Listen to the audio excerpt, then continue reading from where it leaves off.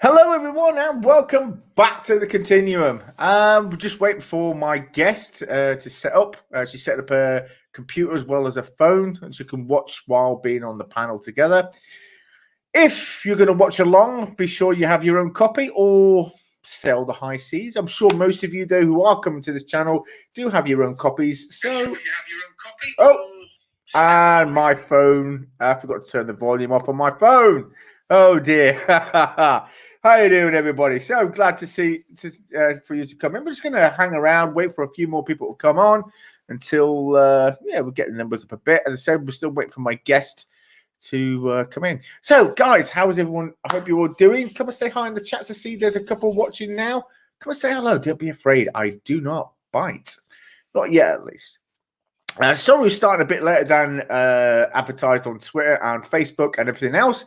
It was a bit of unfortunately, I couldn't do anything about it. I was still prepping for the show and had a few other things to do, and I did finish late from work today, so unfortunately, that's the way that went. Nothing that could be done. Nothing could be done.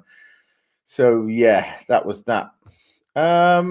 So today we're going to be watching the pilot episodes of Star Trek, starting, of course, with Broken Bow, continuing on with The Cage, and then, if you haven't all become fed up, we will watch Where No Man's Gone Before. Tinkerbell seems to be back. Oh, there you are again. Hello there.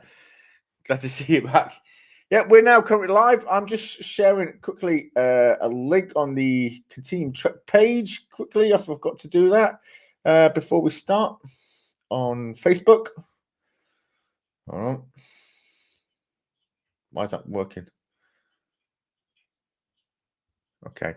I can't hear you there, Tinkerbell. Are you still there? Hello? Can't hear you. Have I lost my... As I said, we're still having one or two technical issues. But yeah.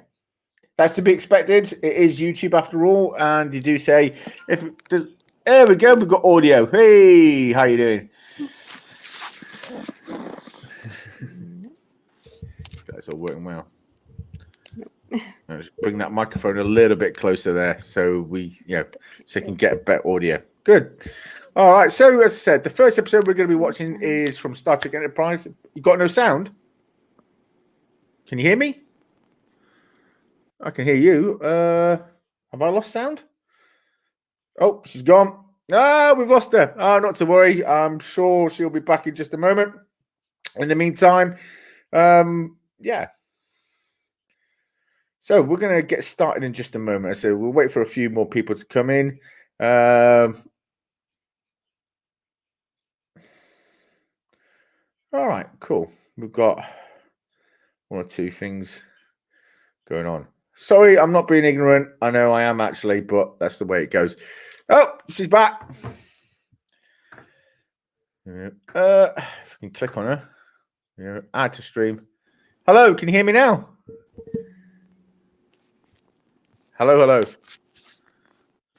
Hey, sorry, my microphone I don't know what muted. Hear me? No, you're fine. You can hear me. Good.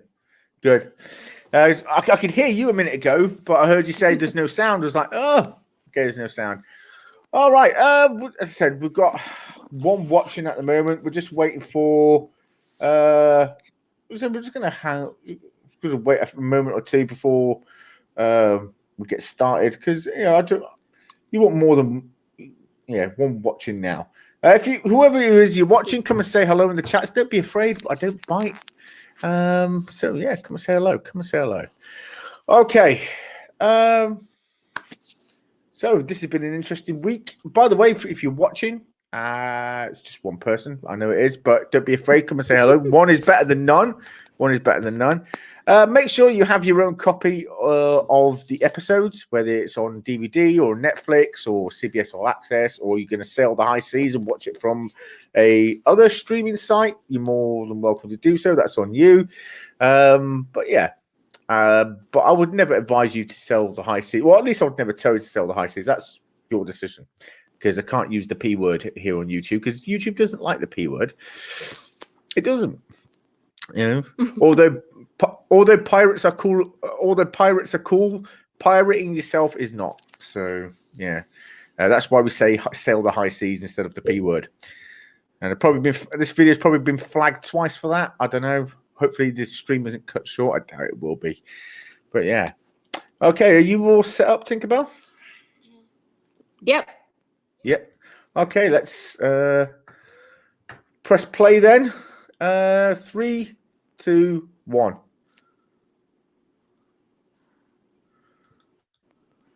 Go. All right, here we are now. Right. Jonathan Archer. Oh, we lost her again. So here we are with Jonathan Archer and his father Henry Archer, who was the creator of the Warp 5 engine. Yeah, cool. So yeah, he was the creator of the Warp 5 engine. Unfortunately, at this point, the Vulcans have sort of restricted the project. So yeah, they were still strutting around in Warp 3 and Warp 4 before they could actually get the Warp 5 engine off the ground and get used on starships. Now we're in 30 years later in Broken Bow, Oklahoma, and we see the remnants of a crashed ship. So I need to turn this down a bit. I'm shouting here. Remnants of a crashed ship and a Klingon being chased through a cornfield by some strange aliens. But of course, we know them now as Suliban. Oh, let's Tinkerbell again. She'll be back in a moment, I trust you. We've got a farmer there who's going to get a shotgun. Because only one way to get rid of a mole, or one way to get rid of a Klingon, blow its fucking head off. Sorry, that's an old Jasper Carrot joke. We talk about moles, and there's only one way to get rid of a mole. So yeah, he's found his one way to get rid of a Klingon, and he's going to shoot him. So the Suliban have now chased the Klingon into this water tower, or wherever it is, or to a silo, and oh Jesus, one of them's going to. Yeah, he's sort of sneaking under the door.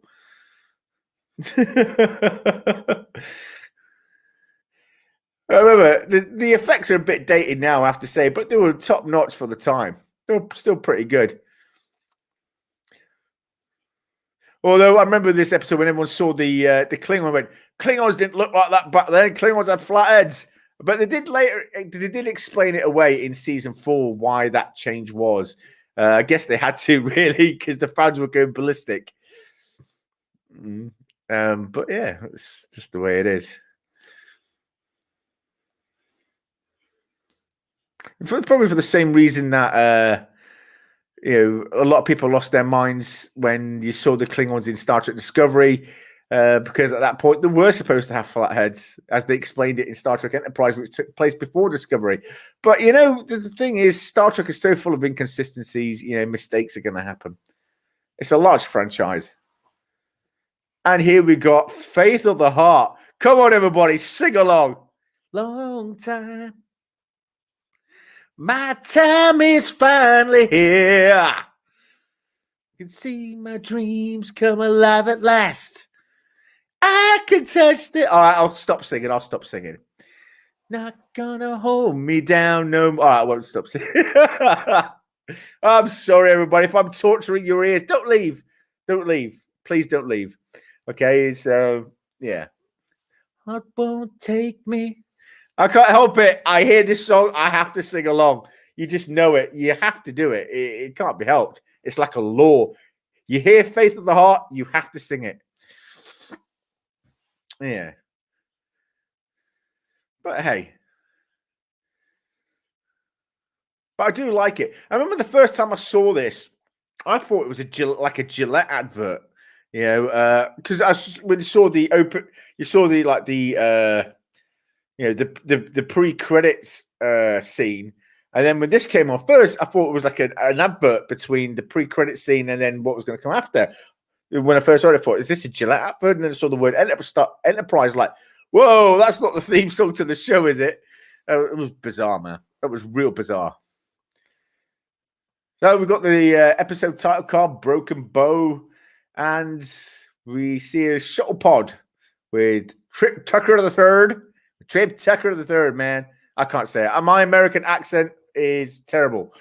and Jonathan Archer, who, to be honest, I mean, this is probably about 10 years after I think Quantum Leap ended. You know, he didn't look any older than when he left Quantum Leap like 10 years before. It was really weird. He looked exactly the same. In fact, he doesn't look much different now. He's just got grayer hair, and that's it. Yeah, that's yeah. That was really weird. It was really bizarre. But yeah, I do love it. This, I have to say, the reason why I'm showing Broken Bow in this today is because, in my opinion, it is the best of the pilot episodes. It really is the best of all the pilots. You know, I mean, the Cage and Where No Man's Going For are good pilots, no doubt about it. That's why I'm showing these three. These are the three best pilots. But over all the pilots, Broken Bow is my favorite. You know, Encounter at Farpoint was very dull and had to it kind of insulted the audience a bit. Well, I wouldn't say insulted, but it had to sort of explain all the new technology and everything because it was a new show. It was, you know, the technology in that show looked way more advanced. Hello, Kate McCarthy. Glad to see you. Glad you could come along. We are watching at the moment the episode Broken Bow. We are currently at 5 minutes and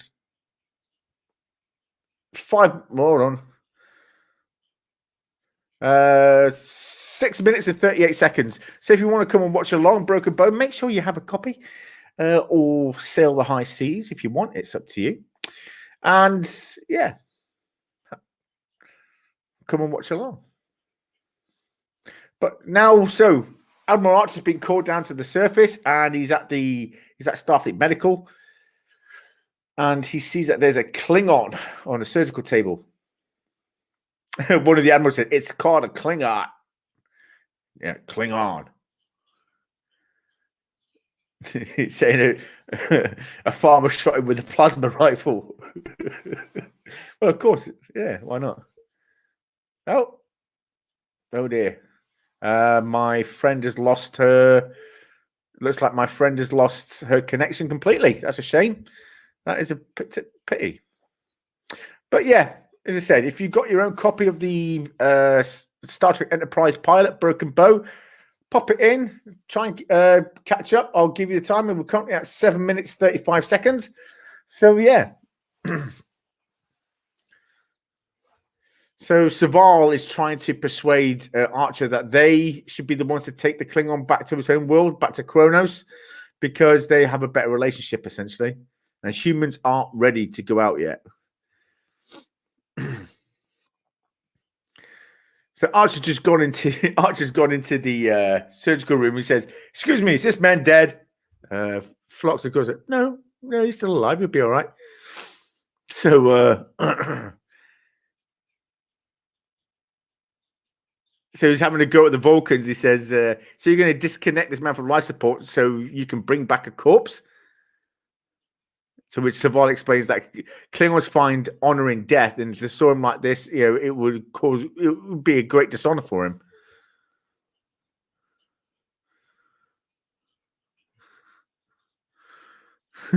Sci-Fi Nation, how you doing, buddy? We're currently watching Star Trek Enterprise, the episode Broken Bow. So if you want to watch along, if you've got time to stay and watch along, we are currently at 9 minutes and 1 second. After Broken Bow, we're going to watch The Cage, and after The Cage, we're going to watch Where No Man's Gone Before.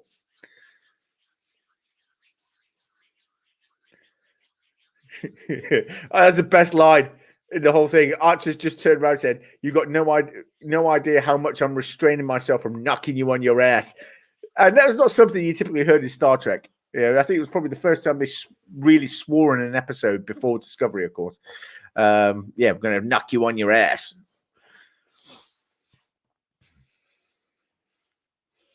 And he's just had a go at the Admiral. And he said, "How long do we have to wait? Let us take the Klingon. Let us take the Klingon out." The Admiral Forrest is thinking it over. He's not happy with it.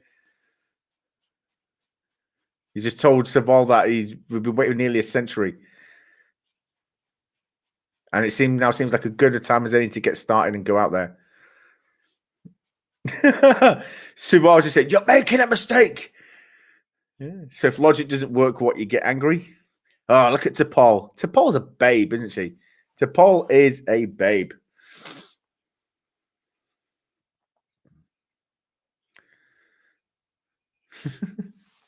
And just take a drink. Yes.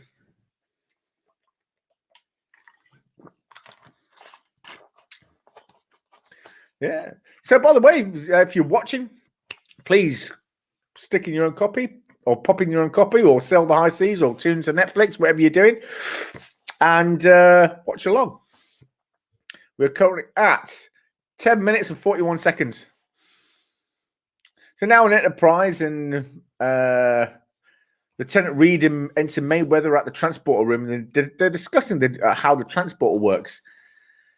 And one of them just said, "Yeah, this is the new one. Essentially, you can now transport biomatter."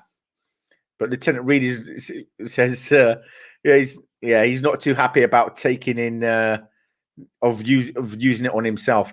So Vanessa says, "I'll stay, but share the stream on Twitter." Cool. Happy days. Good. Glad to stick around, man. If you need to know where we are in the episode, just let me know. We're currently at now 11 minutes and 37 seconds. So yeah, gonna have I'm out of cigarettes. Help! I'm not. I've got another packet here. See, I came prepared. Almost forgot to buy some today, which was not a good thing. But yeah, a small little luxury, which unfortunately I can't really afford. But I'm just glad I was able to pay my electric bills, my phone bills, everything else. Still got to pay the rent. So yeah, I'm still waiting for hopefully some more generous people to donate to my GoFundMe in order so I could do that. By the way, if you are interested in helping me out, there is a link to my GoFundMe in the description of this video. So please check that out. Yeah. Yeah, we're now in the engine room, and Trip Tucker seems chipper. Sci-Fi Nation says loading up on the Prime. Cool. Commodore Ty, hello there. Good to see you, buddy. Glad you're here. Yes, we're currently watching Star Trek Enterprise Broken Bow. We are currently at 12 minutes 39 seconds. Excuse me. Yeah. By the way, I got a new microphone, so I hope my audio's coming out much better than it used to. Yeah, got this microphone for my birthday from my darling, wonderful, dearest mother, who is a wonderful human being. Unless I've done something wrong, then she's very scary. But that's mothers for you, isn't it? That is mothers. So yeah, or at least that's my mother. But I love her dearly anyway, whether she's happy with me or not. And here is Hoshi Sato. I know it's sexist and everything else, but Hoshi Sato. Hot. And she still looks good today, by the way. She has not aged. You look at her today, she doesn't look like she's aged at all. But yeah, that's I suppose that's Hollywood starlets for you.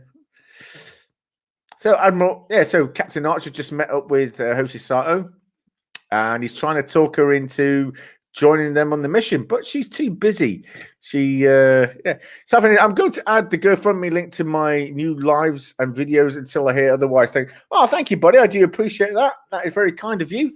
If you want to copy the link is in the description. I do appreciate that. That's fantastic, buddy. So far I've reached just under 600 euro. So yeah, it's only about another 1,000 that I need. Another 571 to pay for the rent as well. Obviously, food, fuel. I need to fuel up my car, and this, that, and the other. So most of the bills are already paid off, which is good. Electric, heating, phone bill. Well, both phone bills actually, as well as I've got my mobile phone bill and obviously the internet phone as well.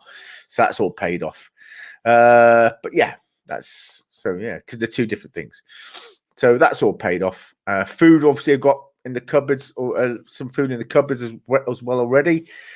So yeah, that's happy days. But I do thank you kindly, Sci-Fi Nation. It's jolly good of you. So now, Archer's just showed Hoshi a recording of some Klingon, and she's very interested. So obviously she's now going to be leaving this school that she couldn't possibly leave for reasons, but now she's changed her mind. She's going to leave. That's the way it is.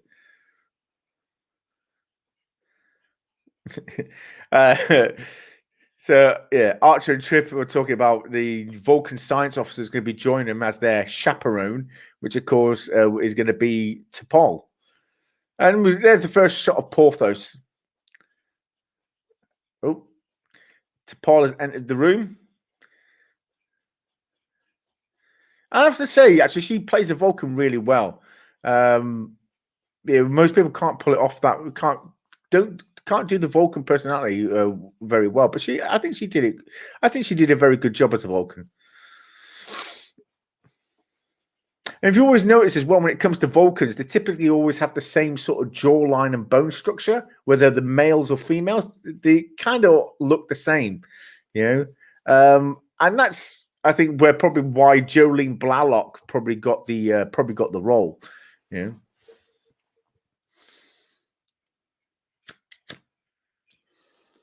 If you notice, most Vulcans have strong cheekbones and strong jawlines as well. Leonard Nimoy had it. Mark Leonard had it, and T'Pol has it too. So it's quite surprising that it's not surprising that she actually got the role. She certainly looks the part.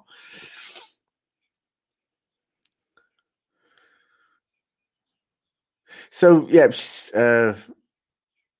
Archer's questioning her being there, and she just assured him, "I'm not here for espionage."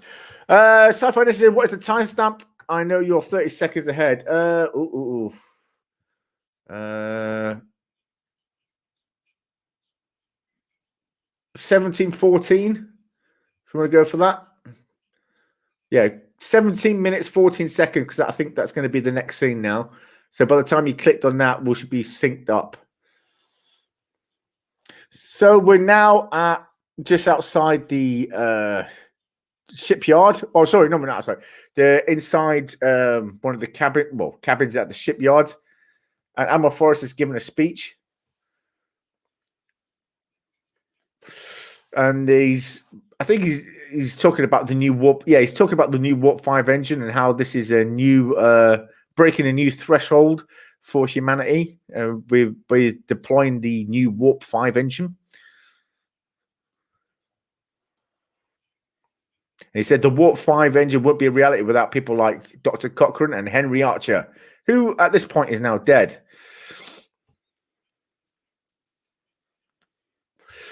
And also, Zephyr Cochrane has also disappeared because we meet him again in Star Trek: The Original Series. Good, glad to hear it, Sci-Fi Nation. All synced up, happy days. So Admiral Forrest said, rather than quoting Dr. Cochrane, we're going to hear his own words. So now we're going to play a video of Dr. Cochrane.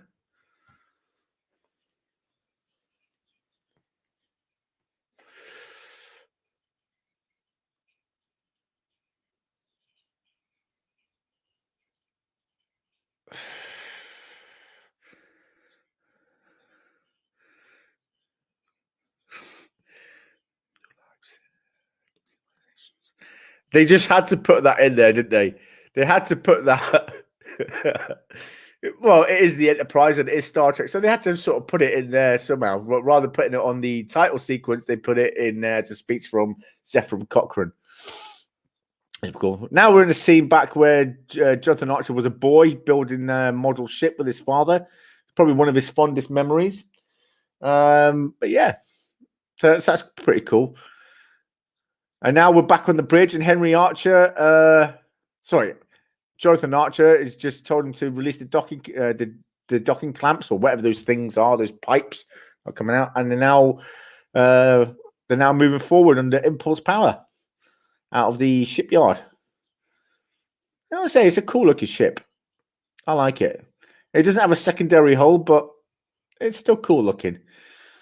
By the way, the saucer section design, well, the majority of the design was actually taken from the Akira class, and then sort of they just flipped they changed the nacelles and the struts, and then just flipped them from a down angle to an up angle. But the saucer section is very much inspired from the Akira class. If you look at the Akira class, you look at this ship, the design is very, very similar. But the Akira came out. We saw the Akira long before we saw the NX-01 Enterprise. Ooh, now we're at the Suliban Hive, and there's Silic. And this mystery man, or shadow man, as some people call it, is asking where's Clang. So it said he's with the humans.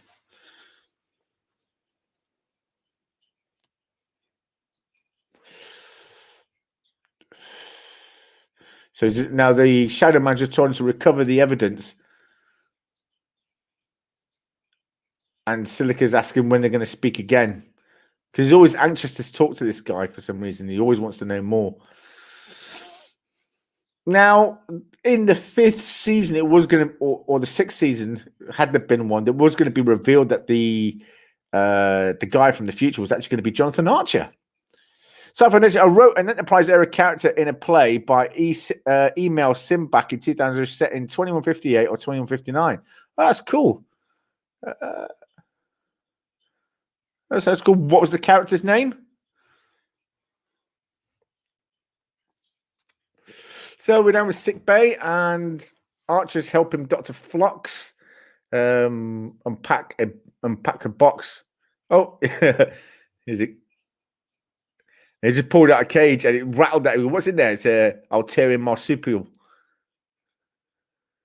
His feces have a large concentration of regenerative enzymes.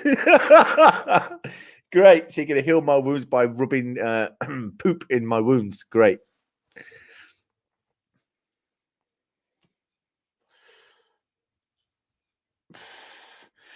He says, sorry for pulling you away from your research, but none of the human doctors ever seen a Klingon. And Dr. Phlox was actually quite pleased to come along. So this is Alexander James. Okay, cool. Was he a captain? Was he a captain of a ship? If so, what was the name of the ship?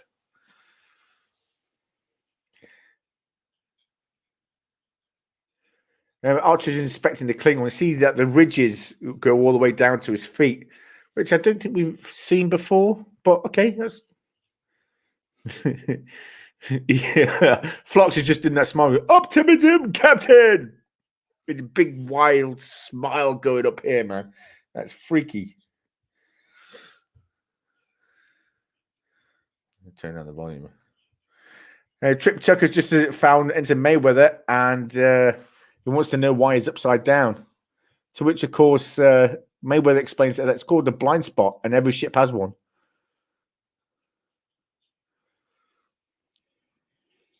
And he said it usually occurs between the grav generator and the bowel plate. So he's now told him to grab either side of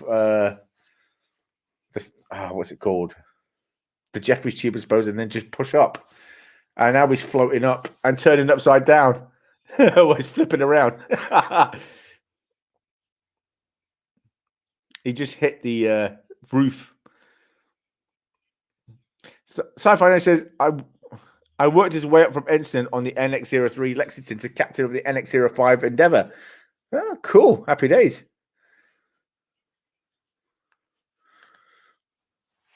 Was the NX the same?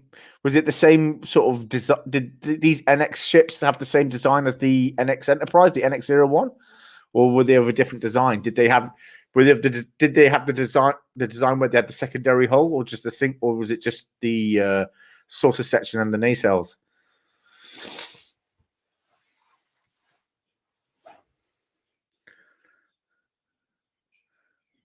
He said, "Growing up a boomer has its advantages."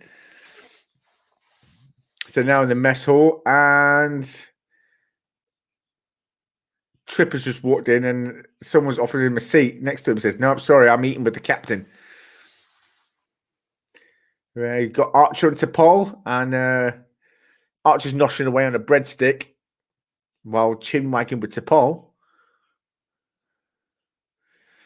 He said, just asked her how she find her. She said, well, I spent most of the time at the Vulcan embassy. And he said, it's always good to get out and have a bit of fun now and again.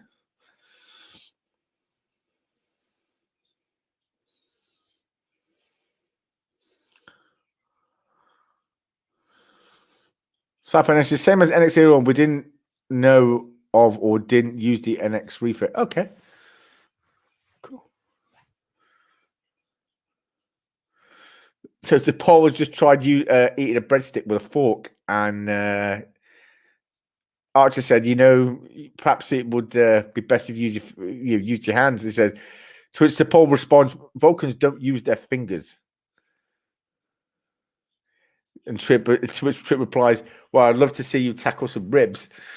So we wrote in weapon and hull polarization upgrades, but nothing too overboard. Okay, happy days. And who was the big? Did they have a big enemy? Was it the Klingons, the Romulans?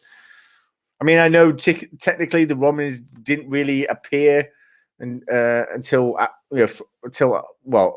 firstly supposed to have appeared in the Earth Romulan War, and then later on TOS. But we do actually see them in Enterprise. They do pop in.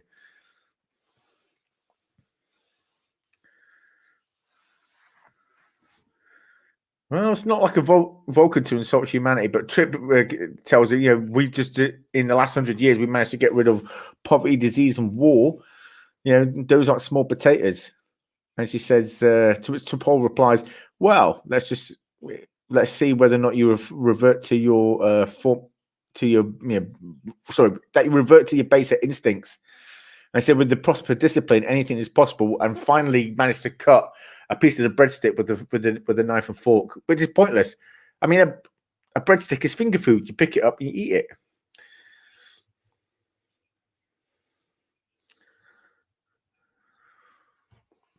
And now on the bridge, and Hoshi says she can feel little vibrations and tremors on the hull plating.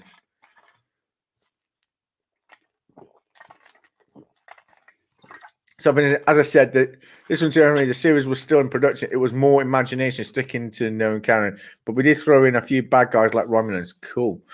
I do love the Romulans, and I think I actually prefer the Romulans to the Klingons in many ways.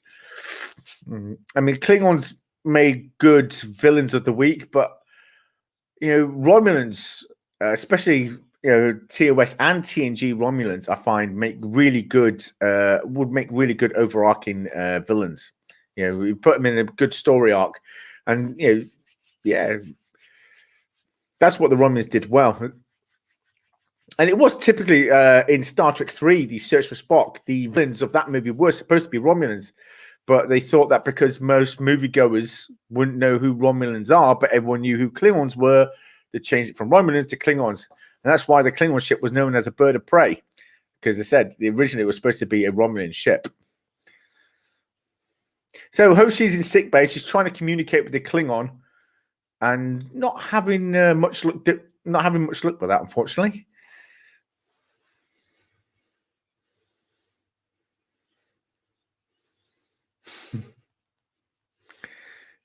Yeah, she's having a lot of trouble. So Archer told her to try the translator again.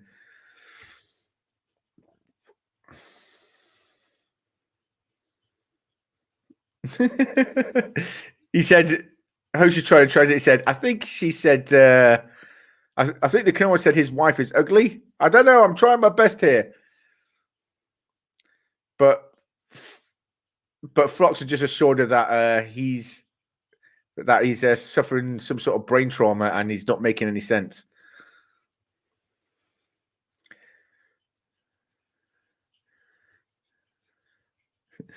Archer, tell him to shut up, Hoshi. Shut up. Hoshi's gorgeous, though. Hoshi into Paul, man. Oh, so they've just lost power on the ship, and Reed said he thought he just saw something on the starboard bow on the sensors. And now we've got some sort of red night vision, and we see Suliban. What I want to know is, how are they crawling along the ceiling? I want to know that. I don't think that was ever explained. But the Klingon knows what's going on. He knows that the Suliban are here, and they're coming to get him. There's something in the darkness. Ooh. I said, oh, and they can cloak. Well, they can change their appearance as well, like chameleons. They can blend in with the environment. And Hoshi just thought she just saw one. What I don't understand is how they managed to get the Klingon out the room with nobody noticing. That was the bizarre part. So I finished. It is explained in this episode, is it? Okay. I mean, I know they're genetically engineered, but still, I mean, as Scotty would say, you kind of change the laws of physics.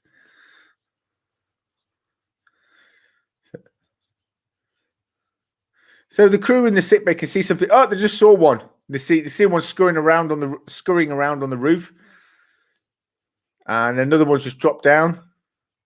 So his ensign's turned around, but missed him, and he's just been taken out by one of the Suliban.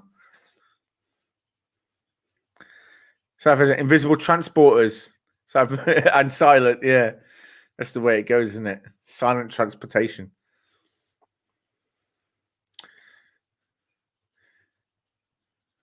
Hoshi's hiding there in the corner, and Archer's looking around, and he realizes the Klingon is gone.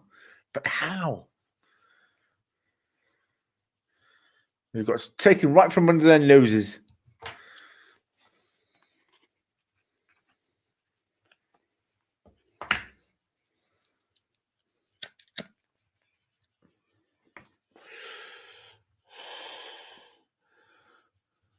So Archer's losing his mind. Said, "We have state-of-the-art sensors. Why didn't we detect them?"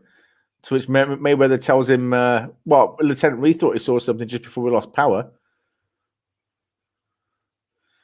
So he said, "Can we find them?" He said, "Yeah, but we would take a retuning of the targeting scanners." And he says, "Go get it done." And T'Pol is very pedantic. Not pedantic. What's the word? I don't know what the word is. But anyway, she's talking down her nose to him, saying, "Look, there's nothing to be ashamed of.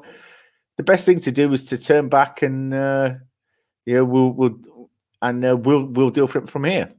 So Malcolm looks much better as Malcolm instead of the Romulan he played in TNG episode The Enemy. Really? Did he? Was he in that episode? I have to check that out. Malcolm Reed was in The Enemy?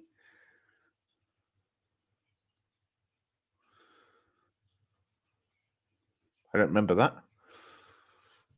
I have to check that out after the stream.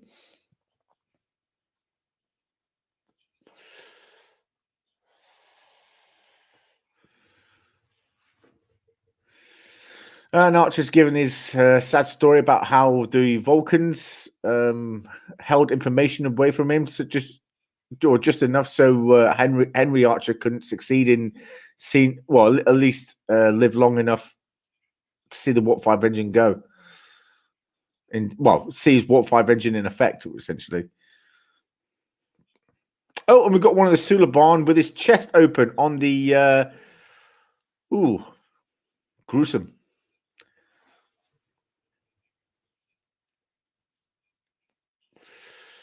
Oh God, lovely, delicious. So he's just Dr. Phlox is showing Captain Archer every single organ. It's every single organ inside the Suliban lying on his hospital bed, and he's informing Archer that this guy was a recipient of some very sophisticated genetic engineering.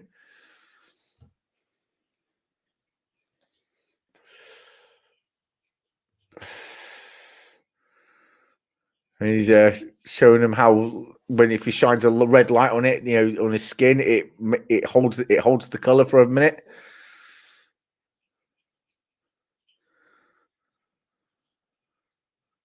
So yeah, he said he's quite impressive because he's never seen anything quite like it. Most Suliban are just like humans. They have the natural evolution, normal eyes, breathe oxygen, and everything else. So he's very high. He's quite surprised to see a Suliban like this.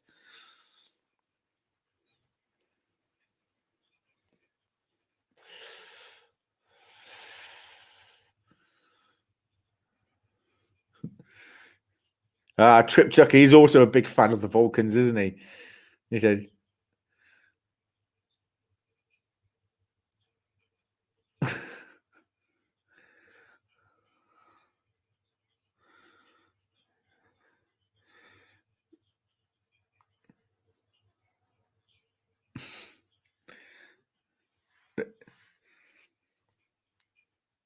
ooh.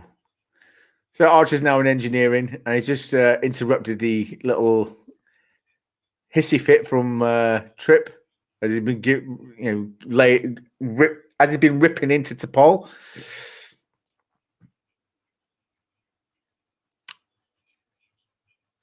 Hoshi just walked in and said, "Are you sure it's so close? Sure it's safe to stand so close to the warp engine?" And she'd be trying to translate everything that Clang had said, but none of it's making sense.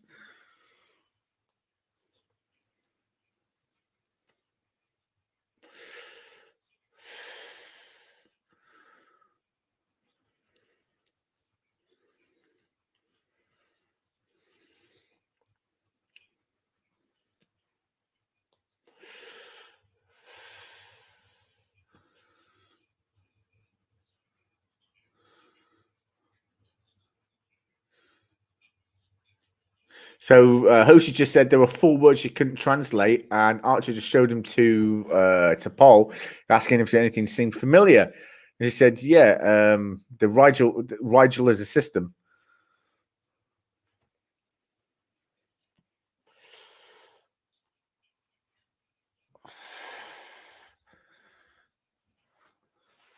Ooh, looks like T'Pol's been withholding information.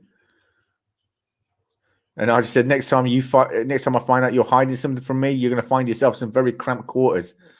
Essentially, he's going to throw into the brig. So, and he's telling Mayweather to set course for the Rigel star system. And off they go. And we're going to get the first warp shot. Woof. Off they go. I kind of like it.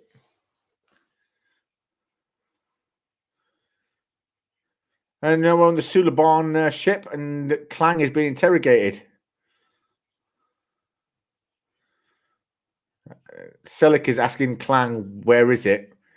To which Clang is replying, "I don't know." He says, "Do you leave it on your ship, or is it on Enterprise?" "I don't know what you're looking for," Clang has replied. "What were you looking for on Rigel?" And Clang said, "I was sent there to meet someone." But he wants to know who.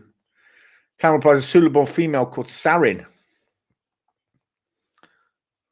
And Selleck asked, "What does Sarin want?" He said, "Nothing." Oh, sorry, "What did Sarin give you?" And he said, "Nothing." Ooh. He just told the other Suliban to keep him alive while he's gone. The Enterprise has just jumped out.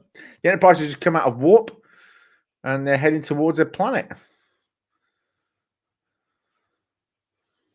We're now in the shuttle bay with these little shuttlecrafts. It was weird to see a shuttlecraft without warp engines or impulse engines. All they've got is thrusters. It's weird.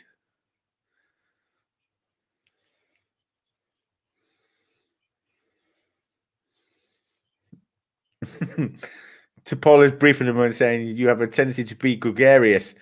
I advise you restrict that tendency."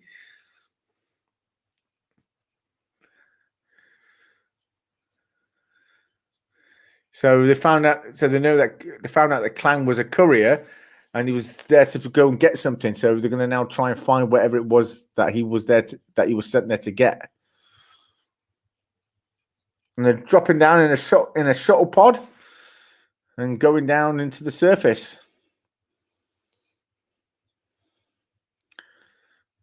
Oh, it's a beautiful shot. I mean, okay, again, the CGI is a bit dated, but it still looks good, I think.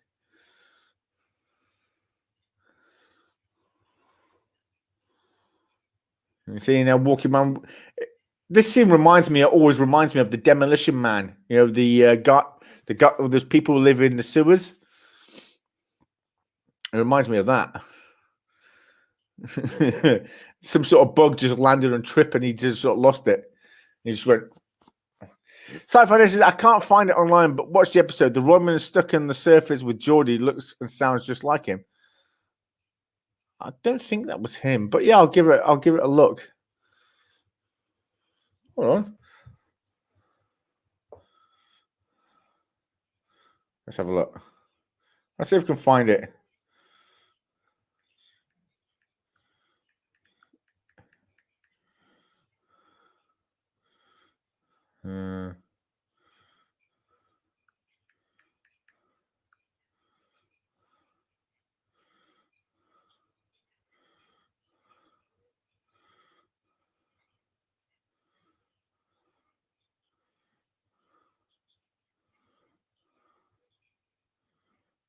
See if we can find him.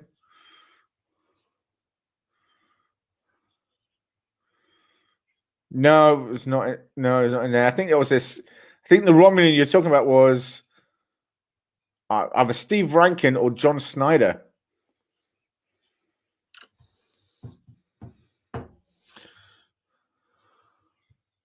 So I've now just met the contact on the surface, asking where was the Met Clang.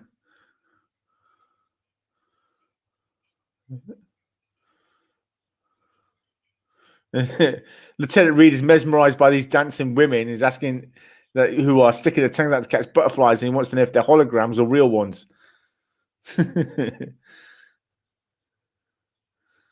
Some sort of waiting area now. Trip is sat down next to some weird, some weird looking aliens. There's a woman holding a box, and the lid keeps popping up. And then we see the woman weaning her son.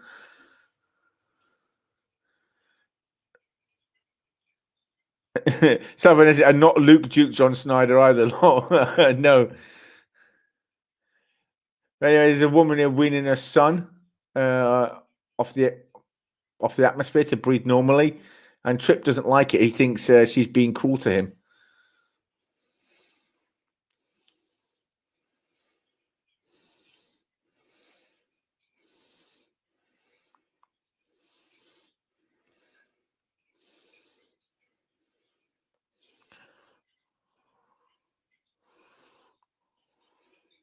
Yeah, Trip. T'Pol's talking to Archer where they might find out where Clang went, but Trip Tucker doesn't like what the woman's doing to that kid. And T'Pol is simply telling him that she's weaning him off the methyl oxide atmosphere that he's used to.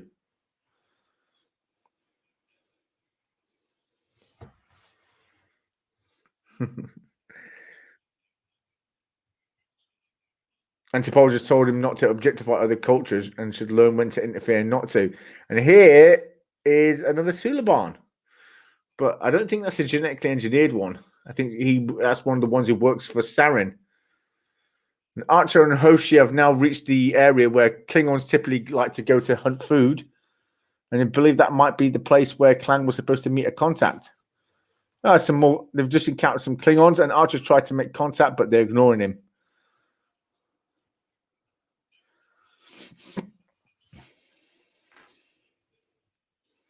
I do like the jackets in this. Those overcoats, they are pretty cool.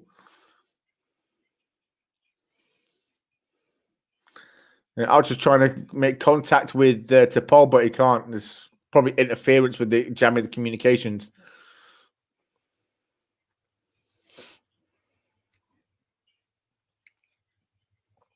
Archer realizes that they're not alone.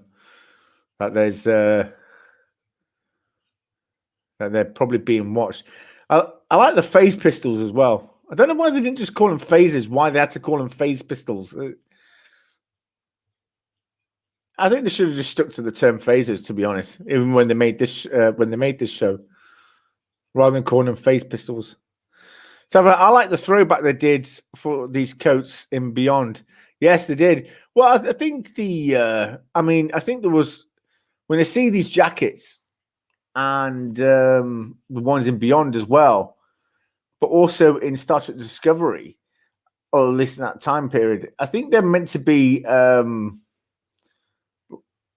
an homage, I think, to the episode The Cage, because when they beam down to the planet, they're also wearing these blue jackets, aren't they? Which we'll see when we finish Broken Bow. We're going to go and watch The Cage. We see them wearing these blue jackets as well when they beam down. So I think that's probably where it all stemmed from that original pilot, and they kind of just kept it and just kept showing a new variation of it in all these different shows and movies.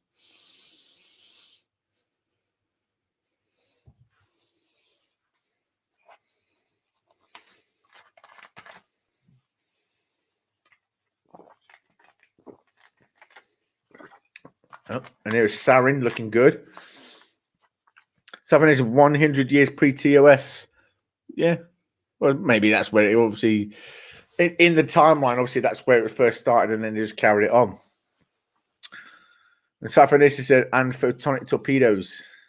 For some reason, they're phase cannons instead of phasers. Yes, that's right. Yeah. I don't know why they changed it.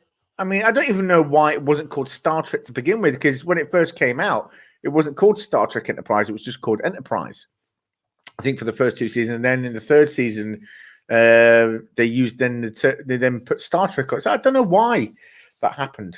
I don't know if that was ever explained. Maybe they just thought they'd call it Enterprise just for the sake of calling it Enterprise. And maybe because the ratings were low, they thought, okay, you know what we're going to do? We're going to call it Star Trek Enterprise to get the ratings up. Southern Asia said Star Trek was added season 3. Yeah, it was season 3. Good. I remember correctly then. In fact, you know what? I'm going to make that a question for tomorrow, because I don't think anyone in the anyone of our team is watching. So yeah. By the way, do tune in tomorrow for an episode of Question Trek. We've got a couple of surprises for you. We've got Brian from the Popcast joining us. As unfortunately Shane couldn't make it. He's busy working on some videos, writing some scripts, and also a very big surprise. I'm not sure if we're going to show it at the beginning of the episode, or in the middle, or at the end. That depends on who's. Because one of the team captains is actually doing a project for the show tomorrow, and I've not even seen the full video yet, but I'm looking forward to seeing it come into fruition. So and the theme song was changed to more metal sound. It was actually, and when I first saw the intro for the very first time from after the pre-credit scene, I thought it was a commercial coming on, and I thought it was like a Gillette commercial or something. Because Gillette commercials look very much like the Enterprise opening, and same kind of music too. What time is the stream tomorrow? It is 6:30 Eastern Standard Time. It is at 12:30 Berlin time and 11:30 UK time. So yeah, if you're Eastern Standard, it's 6 p.m. Yeah. Sorry, 6:30 p.m. So yeah, but of course I will throw out. Obviously, I will put up the post the live stream a good hour before we start. I'll throw in a few. I'll throw in a few tags, and I'll tag you as well, Sci-Fi Nation. I'm GMT Greenwich Mean Time, 5 p.m. Eastern Standard. Then it'll be 5:30 Eastern Standard.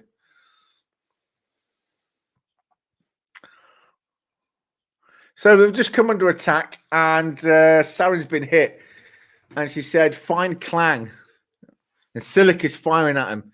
And now on this turbo, again, that CGI is just cheesy. The characters just look like they're made of rubber. It came across very Star Warsy, I have to say. It looked like something out of one of the prequel movies. She said, "Where's the pod?" Trip said, "It's over here." To Paul, "No, it's this way." Always remember where you park your shuttlecraft, people. Yeah.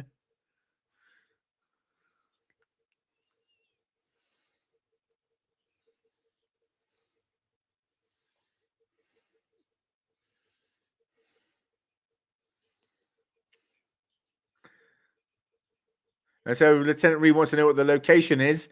And the storm, and Mayweather says the storm is getting worse. It's snowing. They got the same weather as us here. Cold. I thought this was a good action scene as well, especially when he's firing. You see Archer firing 2 pistols, sort of jumping out. Go.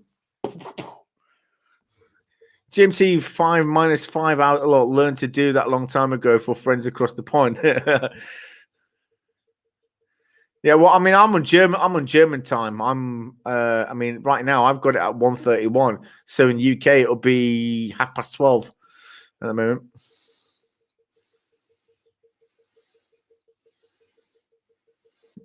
Mayweather says he can't pick up any life signs, so he says pick up Vulcan life signs. To where Paul's banging on the shuttle pad as he goes, I found her. Guess that was pretty pointless.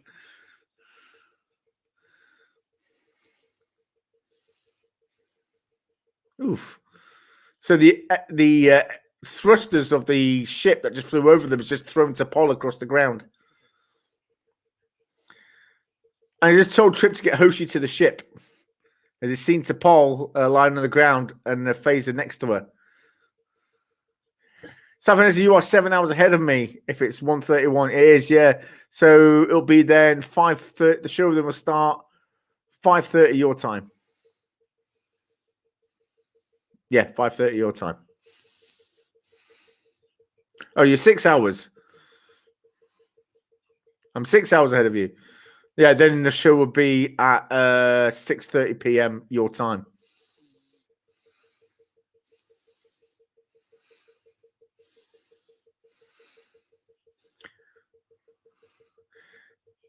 Oh, Archer got hit, so he's being carried away into the shuttle pod. And Malcolm Reed is giving covering fire while the rest of them get into the shuttlecraft. And Mayweather's taking controls and they're flying off. Oof. To boldly go and get shot. And they're away.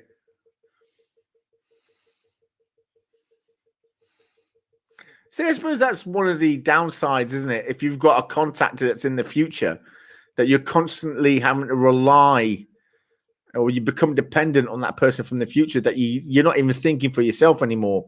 You just keep getting the information. Yeah. Safinesi, do you talk to Markrell? He is also in Germany. I don't know who Markrell is. I don't think I've heard that. I don't think I know that name. Not yet, no. There's so many people I talk to here on YouTube's and on Twitter and Facebook that I can't keep track of them all, man. I've met since I started becoming on YouTube. I've met so many people. It's unbelievable. Unbelievable.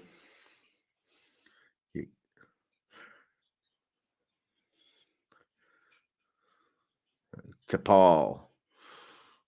She was just in his little vision there, where he was with it, Archer was with his father.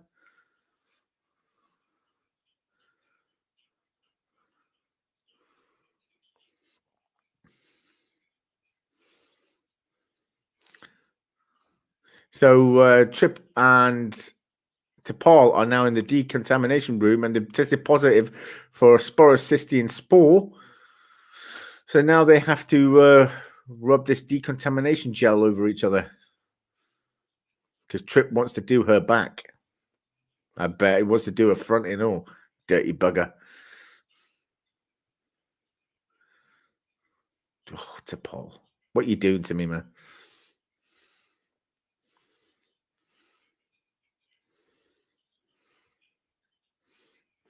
That must have been funny when they were filming this. When they were when they were obviously doing the show, go rubbing oil all over each other. They must have burst out laughing doing this. I don't know how many takes have been taken. They must have burst out laughing a couple of times doing this in front of each other. Somebody said, he's a good friend of my channel. Just trying to bring this awesome community together. I know with COVID, you all can't really meet in person, but hey, more friends about. Yeah, absolutely. I'm sure I'll get to know him at some point. Yeah, as I said, it's all about being in the right place at the right time. I'm sure I'll get to know him. Give me a second. Got something in my eye here.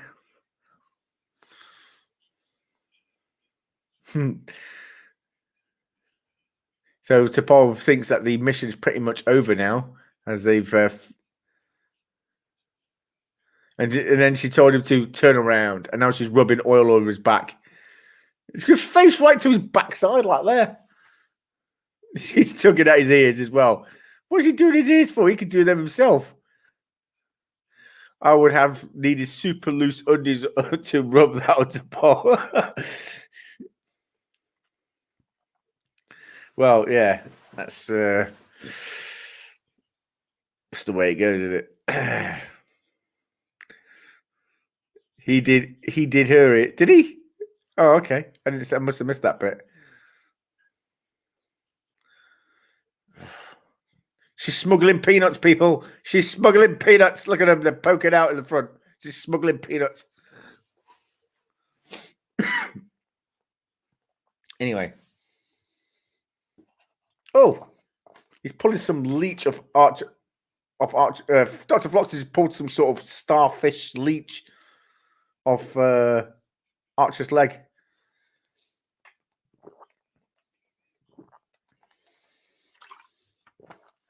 And so, right, so the osmotic eel cauterized his wound. It's bizarre.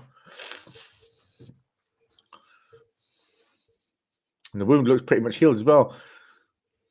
And he's just asked Trip and Topol what's going on in the last 6 hours.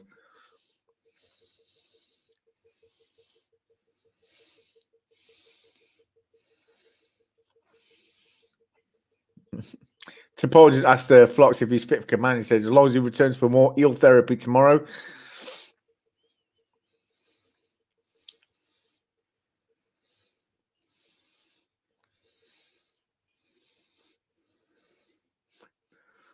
So in the last 6 hours, Topol has modified the sensors that can track the decay rate of the warp engine of the other ship, rather than turning the ship around and going back to Earth.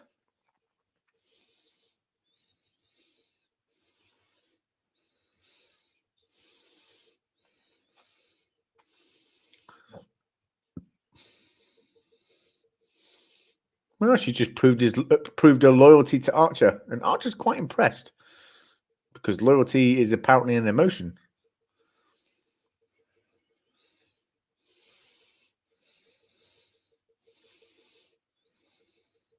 So the Enterprise continues its journey.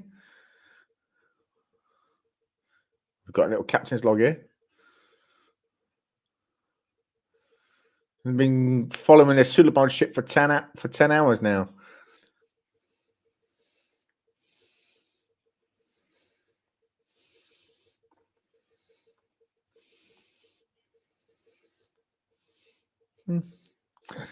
As acting captain, you could have done whatever the hell you wanted. I know. That was a good line. That is true, Sci-Fi Nation. Excuse me, I'm going to have another cigarettos.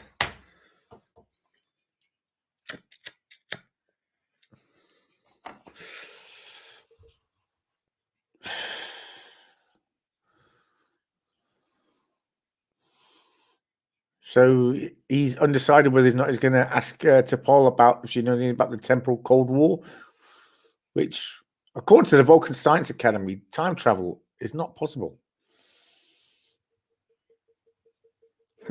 She's a sarky bitch, isn't she? If you're feeling good enough to come to the bridge, Captain, now would be a good time.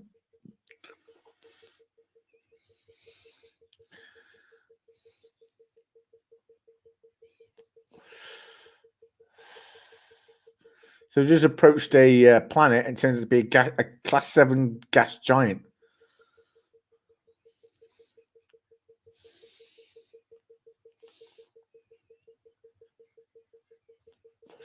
And they've followed the trail up into this planet, but now they seem to have lost it.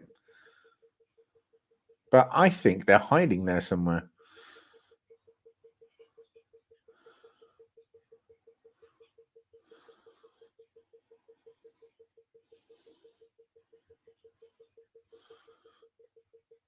Oh, yep. So she brought up the warp trail on the screen, and they're following on, but it's slowly disappearing. Oh, there's multiple warp signatures. So there's not even a single decay, not a single decay rate of the warp trail. So rather than there's multiple warp trails. Hello, Captain Trek. How you doing? Glad to see you here. We're currently watching Star Trek Broken Bow. We are on. If you want to watch along, make sure you have your copy on Netflix. We're currently 1 hour in.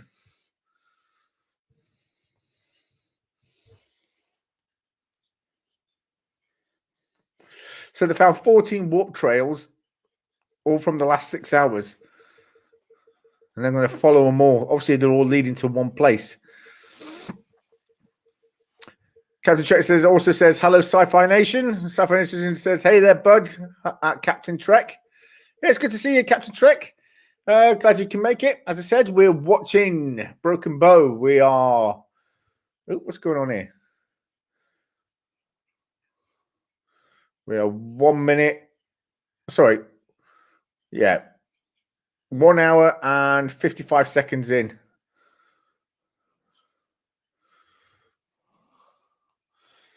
So Sadek is now talking to the Shadow Man, and he said we hadn't planned to bring in the humans or the Vulcans, at least not yet. So he's telling Sadek that they must be stopped. So they've flown into the gas giant, which to be honest, looks like the same effect as the Badlands, just without those little tornadoes in the middle.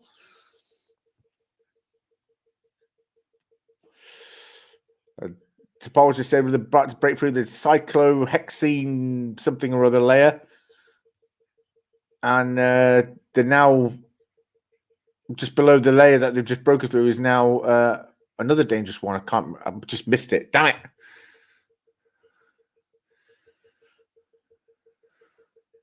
And they've just got sensors back. And then they're going to conduct some long range scans now. And they detected something on sensors, and they're bringing it up on screen. And they see some other spaceships.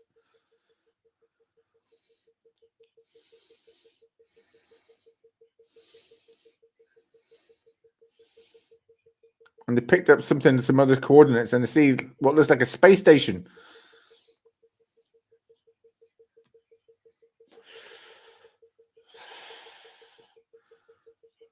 They're in a gas giant planet, not plasma fields. Well, you just said plasma field. Yeah, I know. Obviously, they're not in plasma fields, but I was saying the effect, the way it looked exactly like the Badlands, just without the whirlwinds or the tornadoes that were going on inside it. I think they just used the stock footage and then just removed the tornadoes that you usually see in the Badlands and just called it something else, hoping that we wouldn't know. Oh, the Enterprise is now under attack. It's being chased away.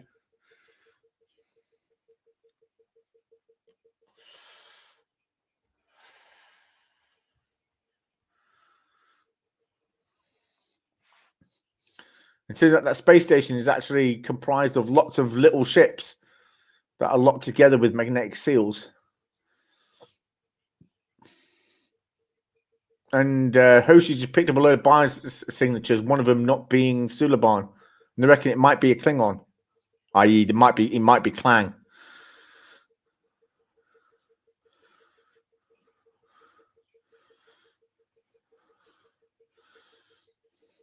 Before we had tractor beams, we had grappling hooks. So now I'm going to try and capture one of the ships, I think, and grapple onto it. And they're now using the phase cannons and firing at the Suliban ships. So just nitpicking, bud. No, I get it. It's all right. I understand. Don't worry.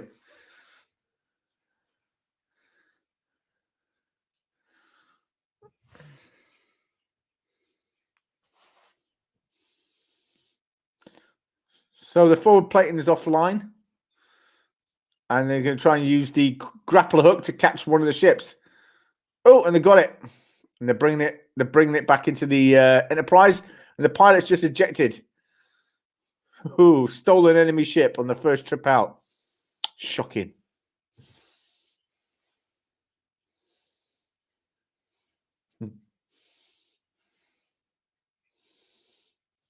So Mayweather's now trying to teach Trip Tucker the controls of the enemy ship, of the Suliban ship.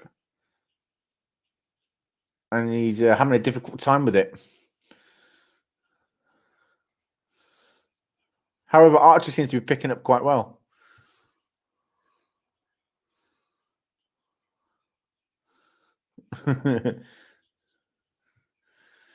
Maybe they just asked Trip where the auxiliary throttle is, and Trip was like, "It's not that one."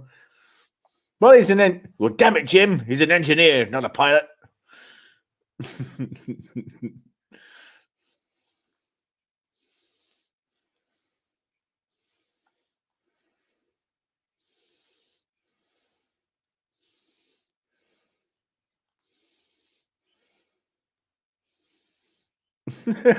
He just said, "How difficult can it be? Yeah, up, down, left, reverse." Yeah, no, piloting a ship is not difficult at all. That was it. And I thought Russian was hard. Did you see the text on the Suliban displays? Yes, it was. It's not easy. Yeah, Alien. That's another thing I love about Star Trek as well. When they come up with these intricate designs for letters of alien languages, they don't just scribble something on. It's very well designed. That looks like designed to look like a real language, and it's brilliant. Like Klingon or Romulan, or what we just saw here with the Sulibans.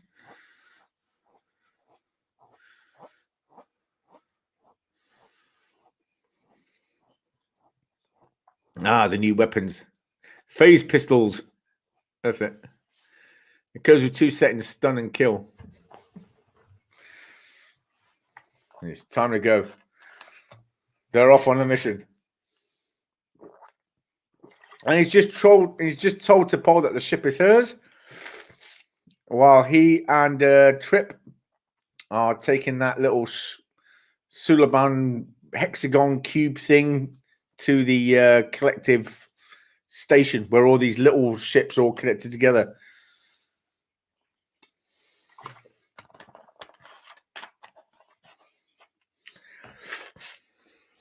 Hello, Commodore Ty. He says, "Hello there, Captain Trek." Yeah, Commodore Ty was here a bit earlier on, and he went away again. How could you?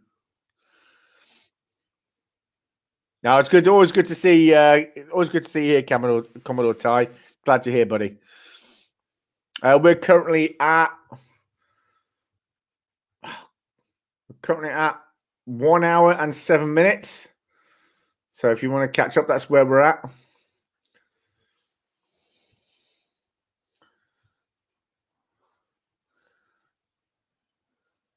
And they seem to have lost sight of the station, but there it is below them.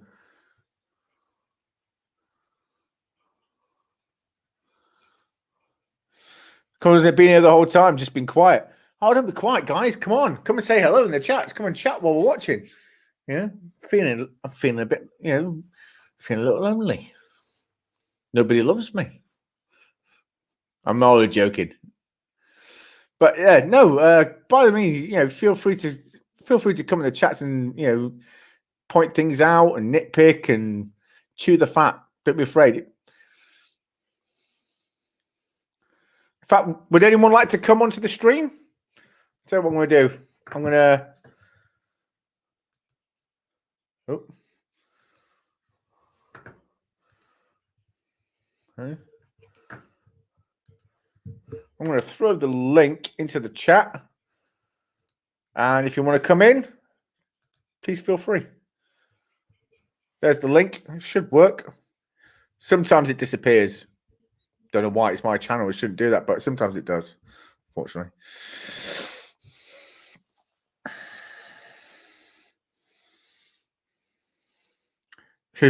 So he just fired the phase pistol for the first time and says, well, the stun seems to work. And they're coming in with another charge, and Sci-Fi Nation says, yep, just need a couple of minutes to set up the mic. Yep, more than happy with that. Commodore Ty, if you want to jump in, and Captain Trek, if you want to come in as well, please feel free to do so. I have no problem with that. It is a watch party after all, and it's not a party if you're on your own, which I always am because nobody loves me. I'm only joking. So they managed to find Clang, and Trip says, I thought it was going to be, this is obviously a lot easier than I thought it was going to be. Clang obviously throws him to the wall. Archer just points his pistol at him and says, I really don't want to carry you out of here. He's a bad captain, but he's so cool. A lot of people didn't like Archer, especially in the first episode. I actually had no problem with him because I was a big fan of Scott Bakula. Or sorry, I say Scott Bakula. I know his name's actually Scott Bakula, but I say Bakula. And because I mean, when the first time I saw the name, I never heard it said out loud. You know, so when I was a kid watching Quantum Leap, I thought it was Scott Bakula. But hey, tomato, Bakula, Bakula, Bakula.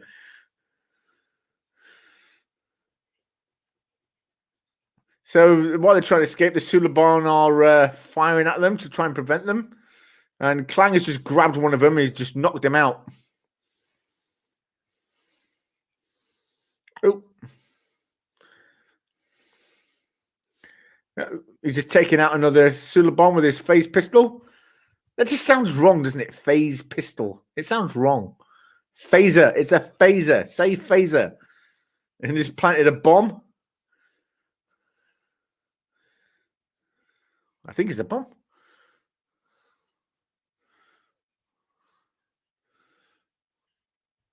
Oh no, it's to demagnetize all the sections, isn't it? So all the parts start coming apart. That's a cool shot. But they're all just floating away.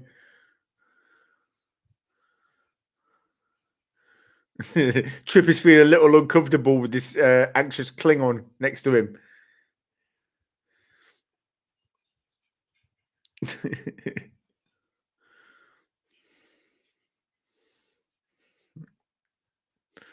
He looks like the Klingon just farted and he's trying not to breathe through his nose. Ooh, they're all crashing into each other now. Two of them just crashed into one another and broke apart. The Klingons sort of barking at him. And Troop says, I don't particularly like the way you smell either. I love this. This is why this is my, of all the pilots, that this is my personal favorite. It's got everything. It's got humor. It's got action, adventure, and mystery. Good special effects. It's got everything you ever want. Everything you ever need in a pilot, or at least in a Star Trek pilot. It's got it.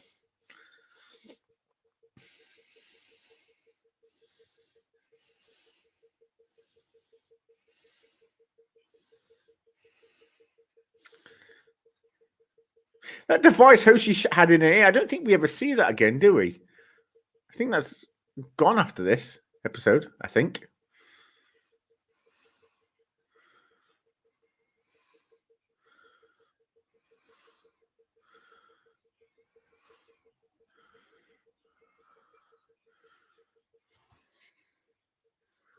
So they detected the shuttle, the Suliban ship with Trip and Clang in it, but they only detected two life signs, which means Archer's not with them. Archer's following his weird tricorder thing. I love it.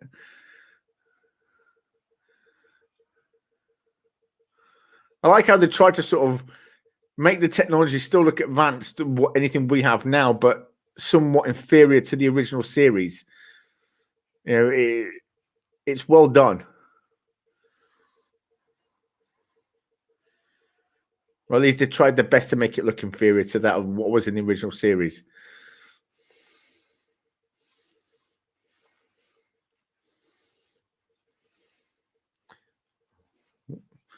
For you who've got epilepsy, I suggest you close your eyes because there's a flashing moment here where Archer's in the hallway.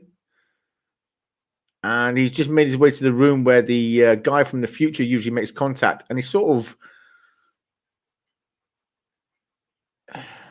It looks like he's experiencing different time periods in like seconds apart.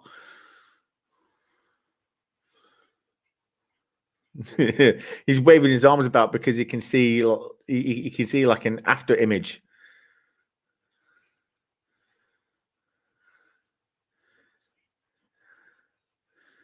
There's a cool effect as well. I like it.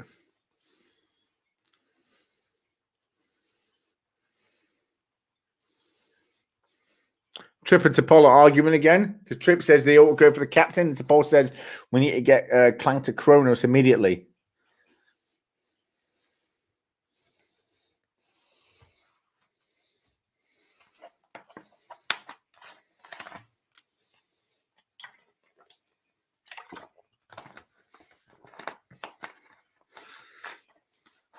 It's amazing how they start off not liking each other and then they end up becoming lovers.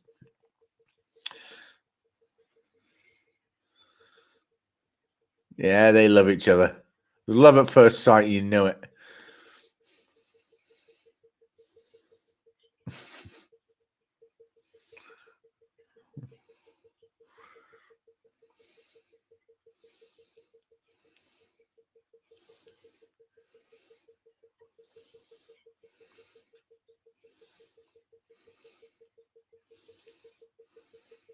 So Selig just told him, "You're wasting your time.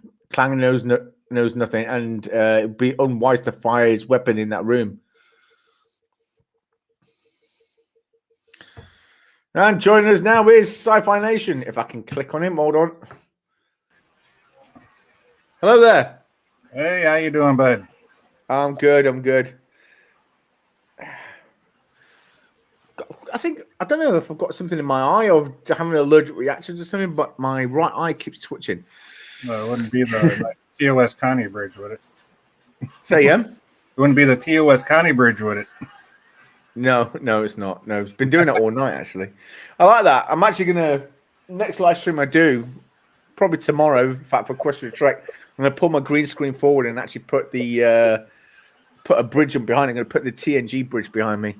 See, I can't figure out how, because I want it to look like I was sitting in the captain's chair, but as you can see, I've got the navigator and helm behind me. So I'm like sitting on the navigation console the way it looks here. What you need is a chair that has an armrest on it with a green screen over that. So like a green cloth over that. And then what you need to do then is zoom in the actual chair itself, at least where to the point where you can still see the armrests. Sorry, but you're cutting out a little bit there. Yes, because I'm moving away from the microphone. Sorry. Oh, no, it sounded static for a minute. Sorry. Yeah, no, and then essentially just have the hands on the armrest. And well, sorry, have the hands on the armrest with the green screen over the chair, and then zoom in the captain's chair to the point that it sort of fits. I see what you're saying, because the chair I have now has the arms on it with the armrest. Has it got a green screen on it? So green.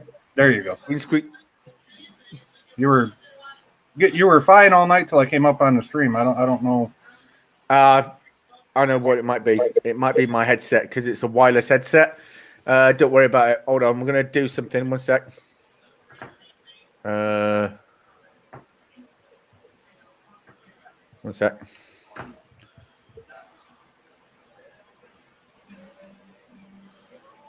What I'm going to do is I'm going to boost. 1 second. That's not it. I'm going to boost my microphone output. 1 second.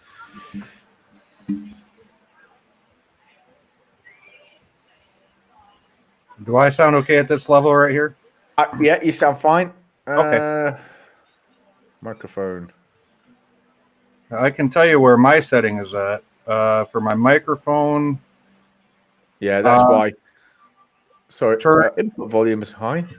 I turned off the automatically adjust, and I went to the mic volume beta at 133 is where I'm at. Yeah.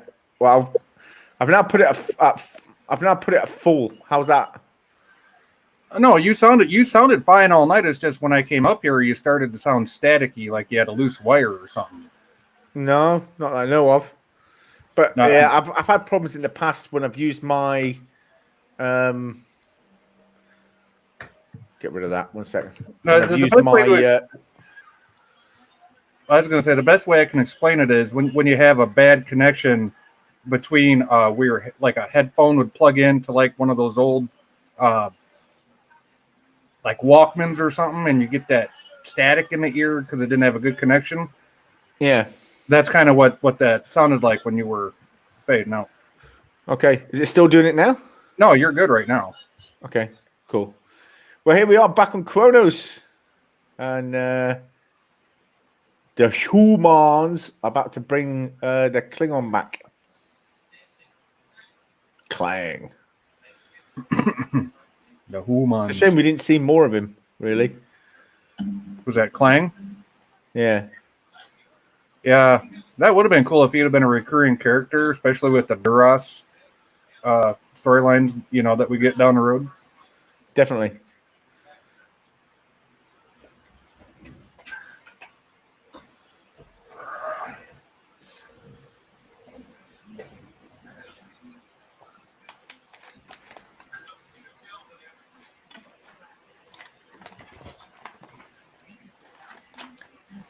So the Klingons just come up to him with a knife and cut his hand.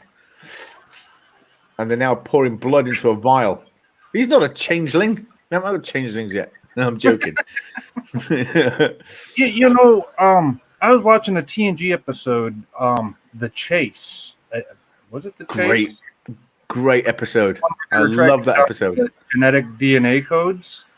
And at the very end, if you look at that hologram of the woman, doesn't that look like a founder? It is the woman who plays the head founder, the female changeling.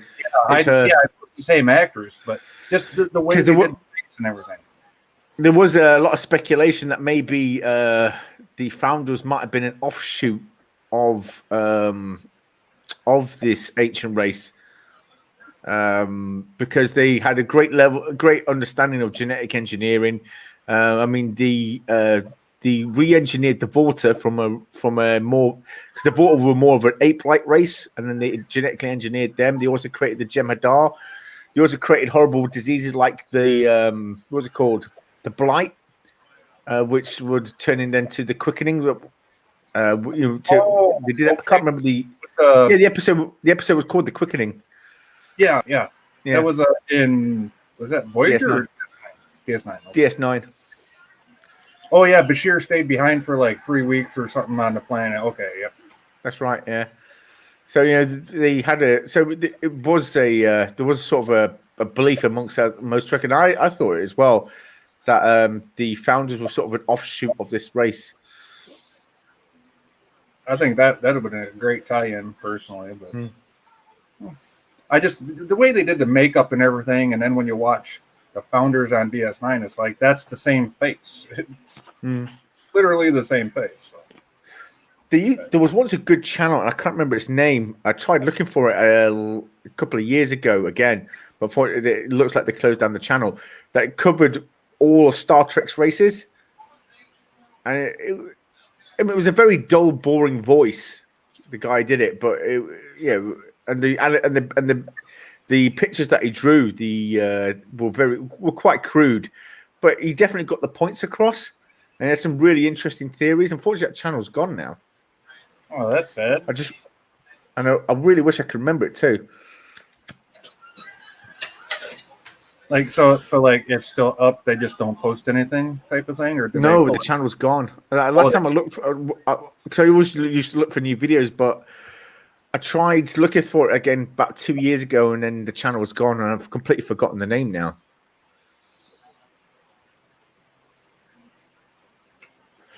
But it covered everything from humans and Dorians all the way up to the Q continuum, and his stuff was just great. I've got man, so much I could talk to you about, but we're doing a watch party, so but that's Yeah. you So want to get back to that, but yeah, yeah. Unfortunately, easy to get lost when you're talking about Star Trek. It's so Paul was going to contact the superiors to stay on Enterprise with, of course, Archer's permission, and permission granted.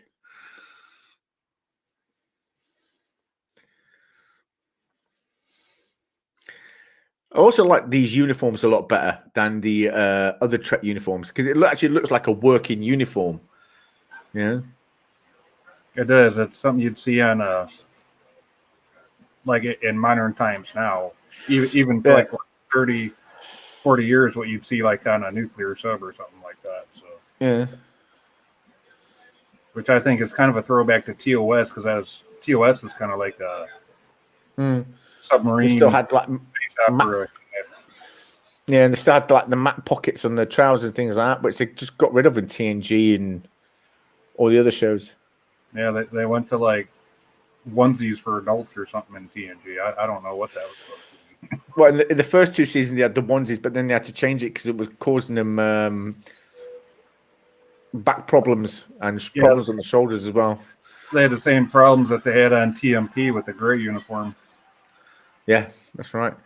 So that is the end of Broken Bow. Yeah, guys. So if you want to take a break and go get something to drink, I'm going to pause it before it plays the next episode. Oh, stop that. And yes, we're going to go over to the original series. Set that up. Oh, crap. 1 second. Oh, you're doing all those Star Trek pilots tonight, or just not all of them? No, I'm going to do 3. Do this one, the Cage, and then Where No Man's Gone Before. So I'm putting on the Cage. Yeah, the technically 2 pilots of TOS. Yes, there are. Even though Where No Man Has Gone Before was aired as like the 3rd episode. That's right. They aired it out of. They actually aired the first season out of order, and it actually comes up in Netflix in that wrong order because it shows then the next episode as the first episode being the Man Trap, and then Charlie X, and then Where No Man's Gone Before. But I'm pretty sure it's out of order on Amazon too, because that's where I'm watching. Oh, is it? The only Star Trek episode, the only Star Trek I've got on Amazon is what's it called, Picard and Lower Decks, which is bizarre. Why don't they? Well, for Prime, I have Enterprise, TOS, TNG, DS9, and Voyager. Most of the movies. There's a couple that are missing. Like I have Beyond, but I don't have the first 2 JJ movies. I've only got on all the streaming services that I got. I've only got 1 Star Trek movie, and that's Star Trek Beyond. If I want to watch the others, I have to pay for them. Literally have to buy them from Amazon. Yeah, see, it's the opposite here. I don't know. Well, I could use a VPN, but then I actually have to open the VPN, then go to the actual website rather than use the app. And I've got the apps downloaded. It's just easy to use the app and accept what you got. It's not too hard. I mean, my understanding is you open your VPN, then you open the website, like you said, that you want to go to. But then you got to like click on the region that you want to surf in with the VPN. Yeah. So say you wanted to surf US, then it would take you to like Netflix US or whatever. And I know Joseph Petrick knows a lot about that. From what I understand. Well, I've got a free VPN that I got from LDG. It's pretty good. You know, it does what I need it to do. Because I've been watching. I mean, all right, Stargate is now available. Before it was available on Amazon Prime here in Europe, I was watching it because the MGM now is now available on Amazon Prime here in Germany. So you can watch all of Stargate SG-1. We have SG-1. We have SG-1 Atlantis and Stargate Universe here. Plus, we have Stargate Continuum. We've just got the SG-1, the Continuum, and Arc of Truth. See, we don't have Truth here. Oh, we also have Stargate Catherine or something like that. It was originally called Origins, and then they changed it to Catherine. Yeah. Well, Yeah. Origins is a movie, but Catherine is like a 1-season thing they did about. Yeah, the Origin started off as a movie, and then they made more episodes. I think it was like maybe 10 episodes. 10 episodes or something. Yeah. Yeah, it was pretty good. I mean, okay, it was low budget. You could tell that the budget was a lot lower to make this, but it also had what's it called? Trip Tucker. What's his name? Trinier. Connor Trinier was in there. That's I right. couldn't like, no, that's not Trip. You know, he's got like the gray hair and the beard. I'm like, that's then I'm thinking, okay, this is like almost 20 years later. So yeah, I mean, how old was he when he made Enterprise? I mean, yeah. Well, but I mean, he was a. Would they have, you know, he was stuff? Yeah, well, he was a recurring character in Atlantis. So yeah. All right, is everybody set up for Star Trek, the original series, The Cage? We're going to press play in just a few seconds. So if you're not yet set up, we can give you another. We're watching The Cage. The Cage. We're going to give you all a minute to do that. Yeah. So there's one thing I love about Netflix, and it's so much easier to find stuff. Well, it is, but it also saves me using all my bootleg copies that I bought in Iraq, because I bought every season of Star Trek and every movie. Every season, I think every season of each show, I think was like for TNG, I think I paid something like about $25 US for all 7 seasons. Some of them were decent quality. Some of them, obviously, some of the seasons were copied straight from original DVDs, and the others were recorded from television because he's got the little commercials at the bottom. But who cares? Oh, snap. Prime doesn't have The Cage. It starts out with Does it not? It doesn't have The Cage. Have a look at the bottom of the list. Might be at the bottom. Season 1 starts out with Mantrap. Really? Yeah, on Prime. No. Amazon Prime here. Good. Yeah. Oh crap. That's okay. There it is down at the bottom. Bonus. Yeah. The Cage pilot. Okay, is that the one you're watching now, or are you watching? Yeah. Oh, okay. Okay, cool. Yeah, we'll open that in a new tab here.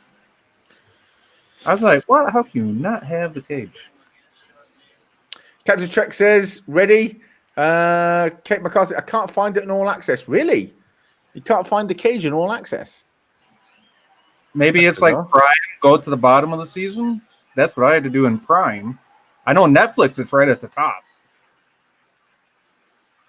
Yeah, Netflix is right at the top. Prime, it's right at the bottom. Yeah, it should be in the list of the first season. Oh, you're on Prime, Captain? It's all the way at the bottom of season 1. No, it's Cade MacArthur who can't find it. Cade MacArthur says, I can't find it in all access. That's bizarre. It should be there. Hold on, Captain. Crap. I've got the link right here. I'm going to put it in a private chat for you. This is for Amazon Prime. Okay. I don't know if you can send that to Captain or... No, it's Cade MacArthur. Amazon. All right, I'm going to copy that. I'm going to put it in the link for Cade. In the comments, sorry. And then she can click on that. Hopefully that'll... Hey, okay, MacArthur. I'm going to send the link to you now. Hopefully it posts it. Oh, Captain was telling us. Okay, sorry, Captain. Yeah, no, it was Cade. Yeah, it said it was Cade MacArthur. So Cade MacArthur did... I don't have all access right now, so... Oh, sorry. Sorry. What? Did I say her? Sorry, Cade. My deepest apologies.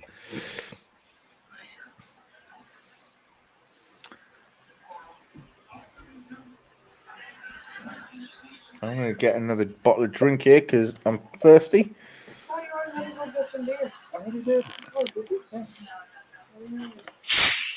Wow. All right. Yeah.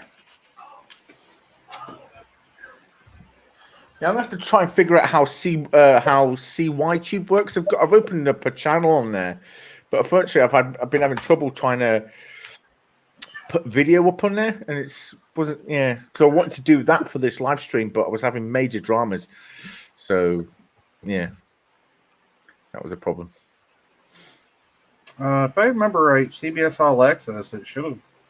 If I remember, it was at the beginning of the season, but I'm not 100% sure. It's been a couple months since I've watched. I couldn't say because we don't get CBS here, unfortunately. And I couldn't even. I wouldn't even be able to subscribe to it even with a VPN because I don't have a US address. So, yeah. And yeah, they don't take PO boxes either. So. No, they don't. Okay, I hope everyone's ready. Cade, are you ready? Let us know when you're ready, buddy. Just double checking my sound. It's off. So Yeah, I've had that before. Don't need it bleeding through.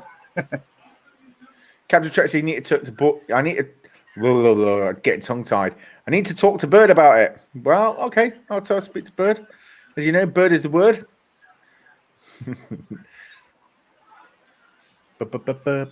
Now, Bird plays a cool guy. I love him, man. He's a really awesome guy. Bird is awesome. I love that guy.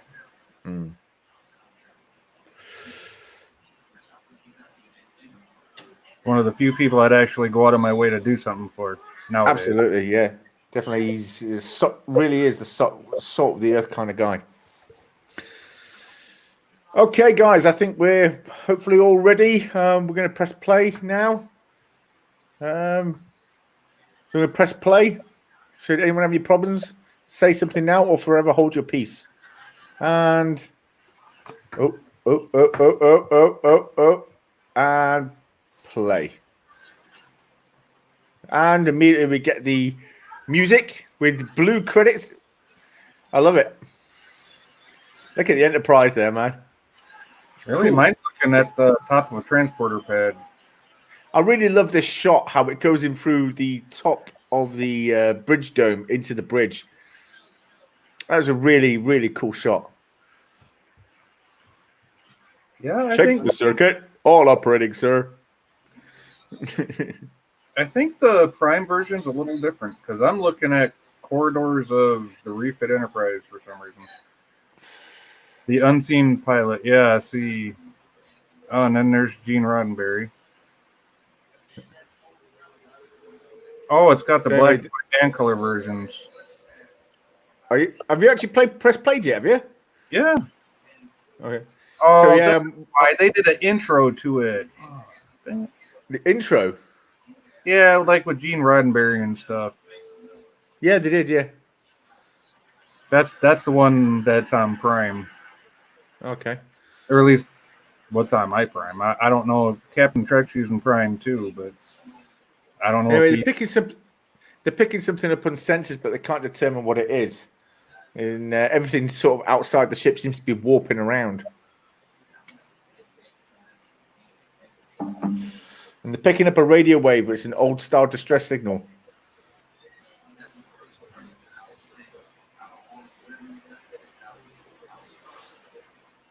There was a ship that made a forced landing. Oh, look, paper.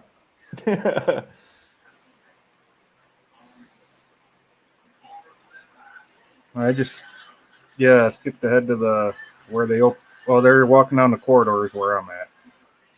No, in the corridor? A bit ahead of me then. They're still on the bridge at this point. Oh, you're on the bridge with number 1? Okay. Yeah, this one. The distress signal came from the USS Columbia, and it's a distress signal. Pike and Spock are talking, right? Yeah. Okay, that's where I'm at. Okay.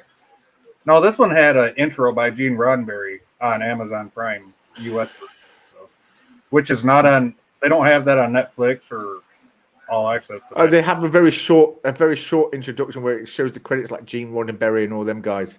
Yeah, a very, very short one. Well, Gene was actually talking. Oh no, we didn't have that. No, I see what you mean. No, but I do know what you mean. I've got that on the DVD. That's on the DVD version as well. Yeah, that's the one that's on Prime. I love it. Look at that communicate. That's awesome, isn't it? I know, right? You can actually see the insides. Yeah, the resistors. Now Pike, yeah. So now Pike's in his quarters, and Dr. Bryce is coming in to see him. And I really hope they cast Jeffrey Combs as Bryce in the Strange New World show. That would be, if they didn't. That would be awesome. Yeah. I think he'd make a great Dr. Boyce. Boyce, sorry. I keep saying Bryce. Dr. Boyce.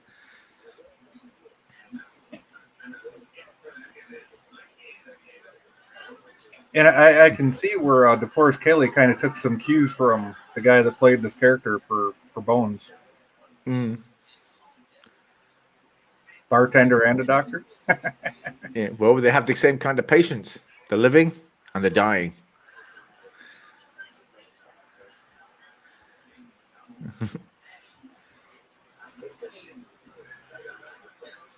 So if you're using Amazon Prime, I'm just now at the 11-minute mark, and I should be synced up with Continuum Trek here. Captain Pike and Dr. Boyce are talking in Captain Pike's quarters, having a drink.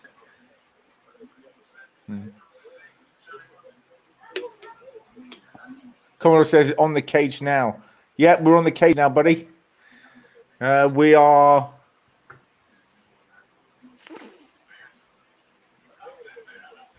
We are 5 minutes in.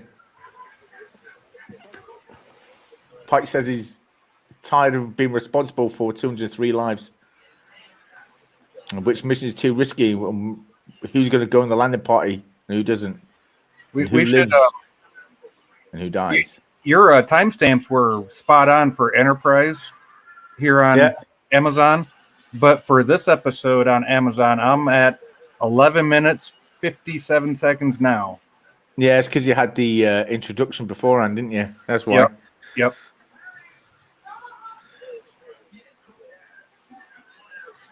He says he wants to settle down in a small little town and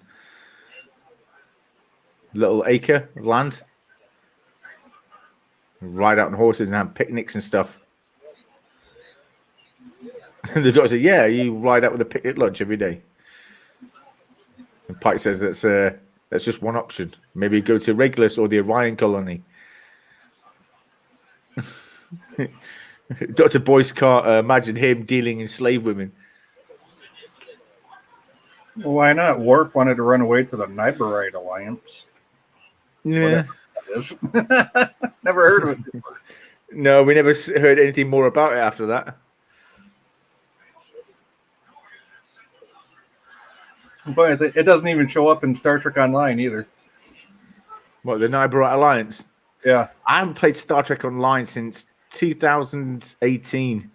I've pretty much completed all the missions and... I thought we played a few months ago. In fact, we did, didn't we? That's right. Yep. Fuck, I completely forgot about that. Yeah, in fact, since then, I've not played since then, actually. I tried logging on, I think, one more time. Wrong. I think I tried logging on one more time after that, but it kept coming up that my graphics card couldn't handle the game. And, for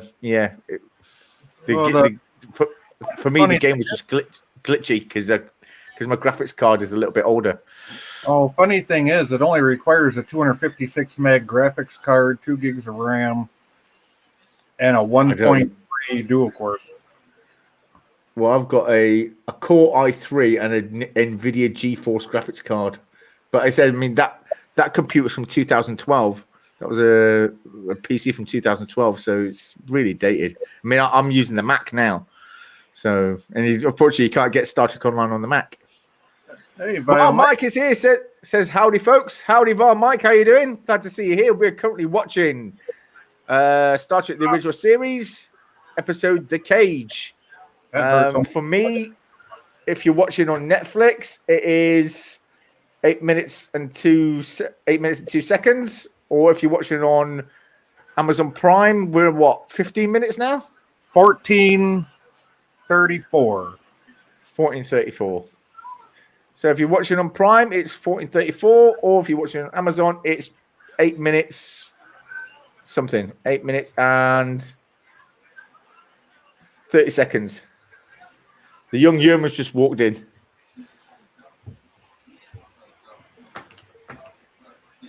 Yeah, I can see why you're using your laptop. My laptop's a 15-year-old HP laptop, and this computer is my dumpster find. It's a Core i7 quad core. I put 16 gigs of RAM in it, but I'm only running a GeForce 9500 GT video card at 1 gig. Yeah, I don't know what GeForce mine was. It just said NVIDIA GeForce on it. I think it might have been like one of the first ones or something. I don't know. But no, I'm now using the iMac, which I bought last year at some point. Oh, you should more than that, yeah. Yeah. But fortunately, it's not compatible with Star Trek Online. Oh, that sucks. Yeah, I know. But imagine I'm working on stuff. I could try to watch the next one. Yes, the next pilot we're going to be watching will be Where No Man's Gone Before. After we finish the Cage, but we've just started the Cage, so it's going to be a while yet. So Captain Pike's just received the sensor readings, so it's safe to land on the. Safe for them to go down to the planet. And they're detecting parts of a spaceship hull on the surface. But is it real? You see, the Amazon version keeps cutting back to the black and white and then to the color. Like, it's the original, like, copy. Yeah. No, this one's the full color version. I like the bit at the end of this episode, though. Oh, there you go with those jackets again. Yeah, you're right. They do kind of look similar, don't they? Yeah. I don't know. These look more like the ones you'd see in like TNG almost. To me, anyways. Yeah. And the ones in Enterprise look like the ones that I saw in Beyond. That's just my eyes working the way they do. So. Yeah. Well, I think they also look a little bit with the silver highlights around the arms. I think they also look a little bit like the ones on Discovery, just a little bit, but they've got a different collar. They don't have the collar on them like they do in Discovery. Up by the shoulders, yeah, I see what you're saying. Yeah. I did like the throwback to the crewmen's uniforms that we saw in the transporter room there.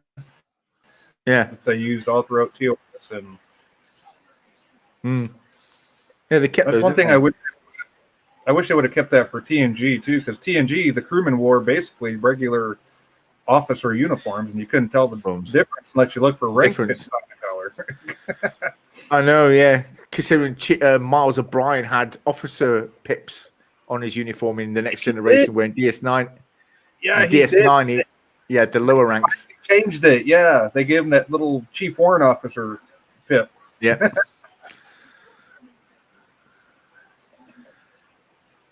And they're now on the surface, and Pike is going up to the singing plants, or to the, I suppose they're singing in a sense. They're vibrating too.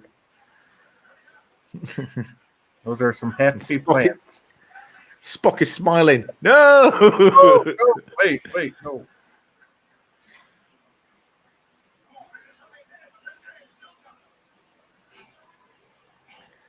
I'm just curious, how many years was this before Kirk took over the Enterprise? Like 10 years? 5 years? Oh, this was about 10. No, longer. It's about 13, 14 years. Oh, that's right. Yeah, because they do say it in the menagerie, don't they? Yeah. Because this takes place just before, when you see Pike in Discovery, this takes place a great deal of time before that. So Kirk is still either on the Farragut or still in the Academy right now. I would probably say in the Academy at this point. Or he was also on the Republic as an ensign, so he could be on the Republic. Was he? I didn't know that. I knew he was on the Farragut.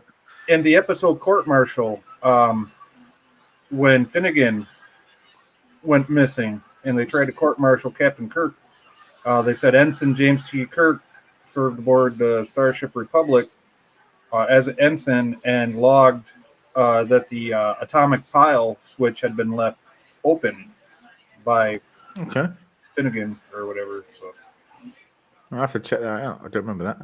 I'm such a So nerd. the Telosians have got a Pike on the view screen, and they think of him as a fine specimen to breed with Vina. Bow chicka wow wow. Now, is it just me, or at the end of this episode when they age Vina, doesn't she look like Dr. Pulaski? I suppose she does a little bit. Just for most people who don't know, the Telosians in this were actually played by women and then were voiced over by men to give them a creepy vibe. Wasn't it the same way in Earth Final Conflict with the Talons? I don't know. That was another Roddenberry show. I know the characters were played by women. The Talons were played by women. Called Talons, Telosians. But they didn't actually.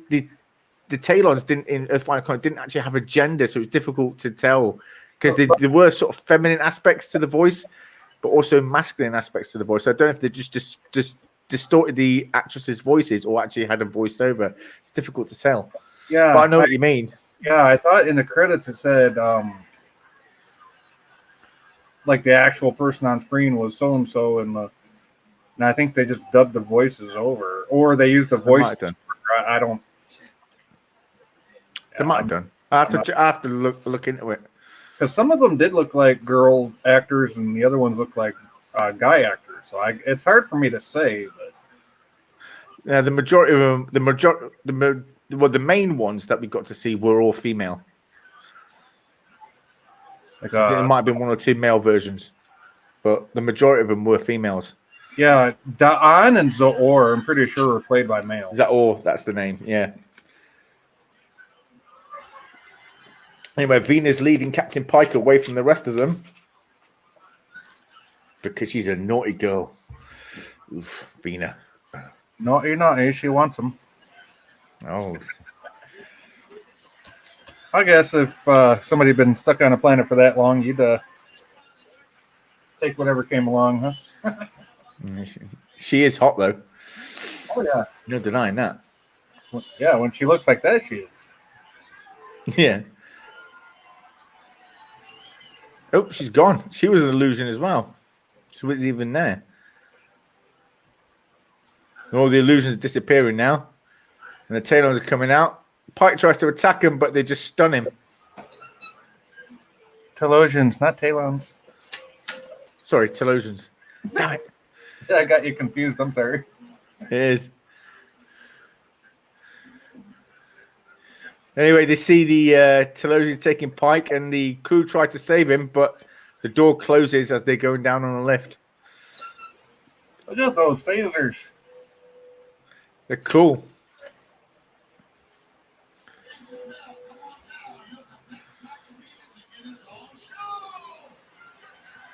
Just turn it and grab the end like it didn't have 1,000 degrees of plasma coming out of it. The thing is, though, are they actually causing damage, or is it just an illusion that they're not? Well, you have to stick around to find out, peeps. Yeah. See, it just went to black and white on the Amazon version. This really is the original. If I could, I would share what I'm watching. But I mean, YouTube doesn't allow it, and Netflix has a thing where if you try and take a screenshot, or you try to show the image on something else, it just comes out black. And I don't even know what Amazon Prime would do. Probably a lot worse, because it's Jeff Bezos. I don't know. Who's Jeff Bezos? I don't know who that is. The owner, CEO of Amazon. Oh, him. Okay. Well, I don't know. He also Amazon, I remember just before I got New York Post or something like that. Say again. He also owns the Washington Post, I think. Okay. I remember when it was about a year before I got out of the army. Amazon came to our camp because a lot of soldiers being made redundant at the time because Afghanistan and Iraq was pretty much over for us at that point. So they want to get rid of all. So they want to get rid of all these soldiers over a 5-year period. And they came to the camp came to our camp on a career drive, and nobody applied. Said when we asked what the wages were for what the work was, and they told us nobody applied. They said, "Fuck you! I'm not leaving. Staying in. See you later." Oh, yeah, what was $8 to work in a 80, 90 degree warehouse, and Yeah. yeah, So no, I'm not doing it. Forget it.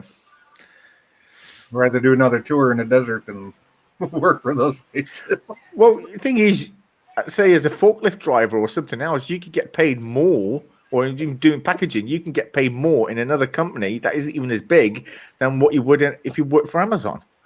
And it would have been low. Yeah, You wouldn't have had to go relocate to one of their distribution centers or wherever. So that's true as well. They said, would you be willing to relocate? No, sorry.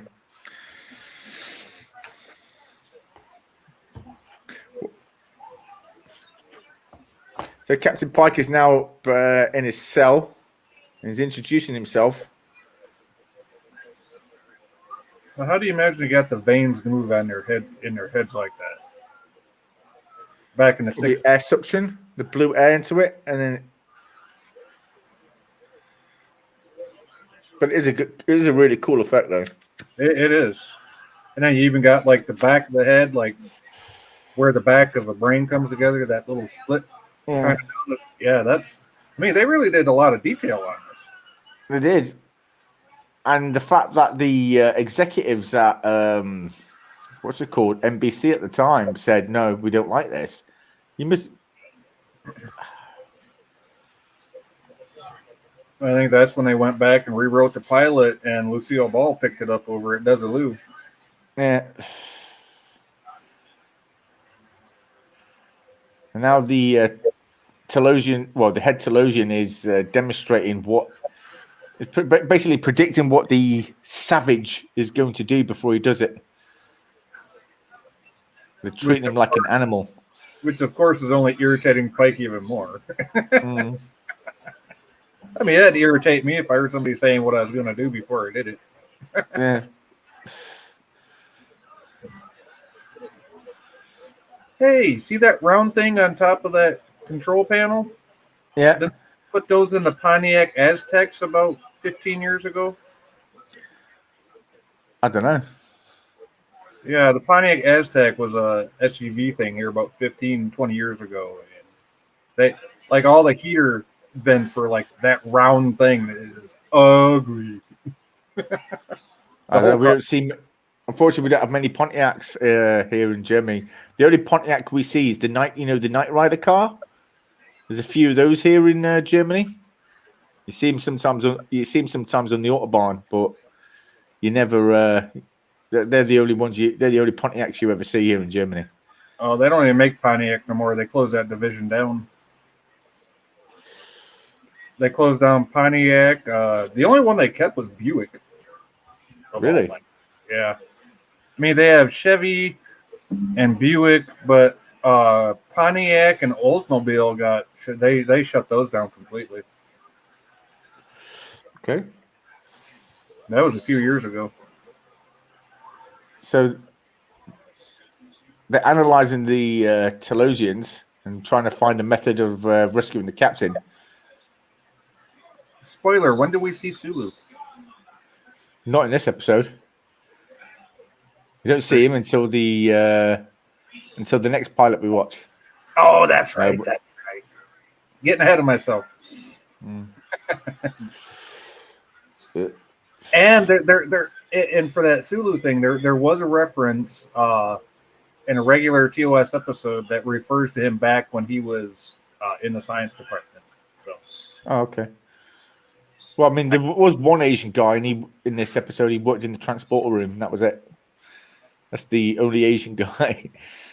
Oh, was he the guy next to that big New Yorker looking guy? Yeah. Okay.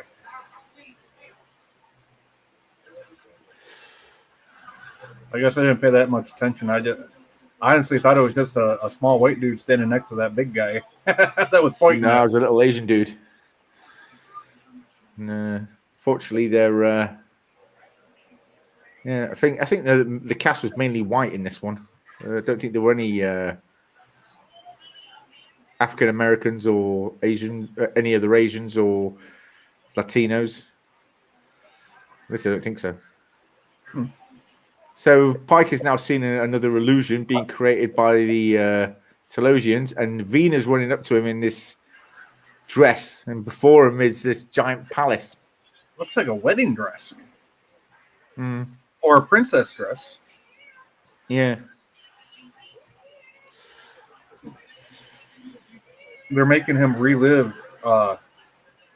life or death situation from a few weeks ago, I believe. Yeah.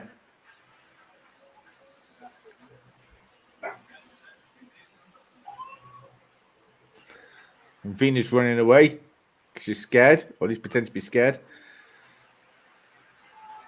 And there's a monster coming after him. Yeah, if you guys, I like the music in this. it is. Yeah, It's suspenseful. I was going to compare the monster in this to those. How did Worf describe them? Pig-like things. Whatever, however Worf described them things in that one Q episode. But this guy looks like a Neanderthal in furs to me. The only pig things I've ever seen were Tellarites. No, the one Q episode where Q transports everybody down. Oh, there, yeah. They're drinking lemonade, and Q thinks he's higher ranked than Napoleon was. Yeah. That was a good episode. Well, it wasn't a good episode, but that was before Q actually became good. Yeah, that was still cheesy Q. Yeah. Yeah. Don't tell Q I said that. Oh, what was that? That was a cable. Hold on. My headphone cable, in case my batteries in my headphone dies. I can plug in my headphones. No, better keep that handy, bud.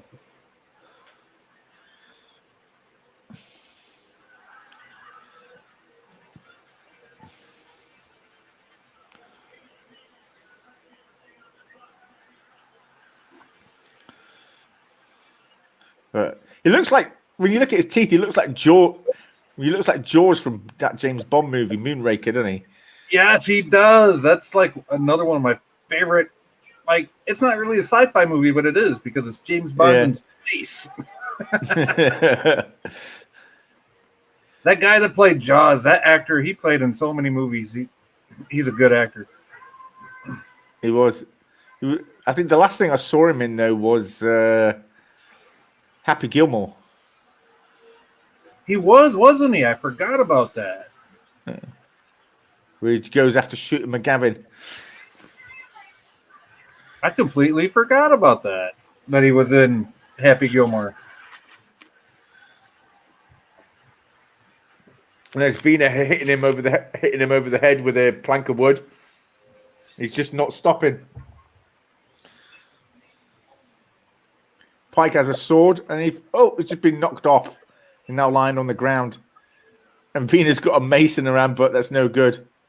He's going to ravish her now. I just want to ask, for this scene coming up, does the tip count? Does the what? Does the tip count? Yeah. Yeah, it does. I'm sorry, I had to. Yeah, don't worry about it. It's fine. So the I guess he's Rigelian, wherever he is, just jumped off, and Pike held up a spike, and he fell right on top of it. I'm curious, what Rigel planet was this? Because they've been to Rigel quite a few times in TOS and in Enterprise, and they never saw Neanderthals. I think it was Rigel 6 or Rigel 4 or something like that. Oh, that's right. Enterprise was Rigel 3. So. There's a lot of habitable planets in the Rigel system. Yeah. Oh, yeah. Nothing wrong. Would be cool if we had more I don't know if we had other beings on Mars or something. So Pike just asked Vina what she's doing there. She says, I'm here to please you.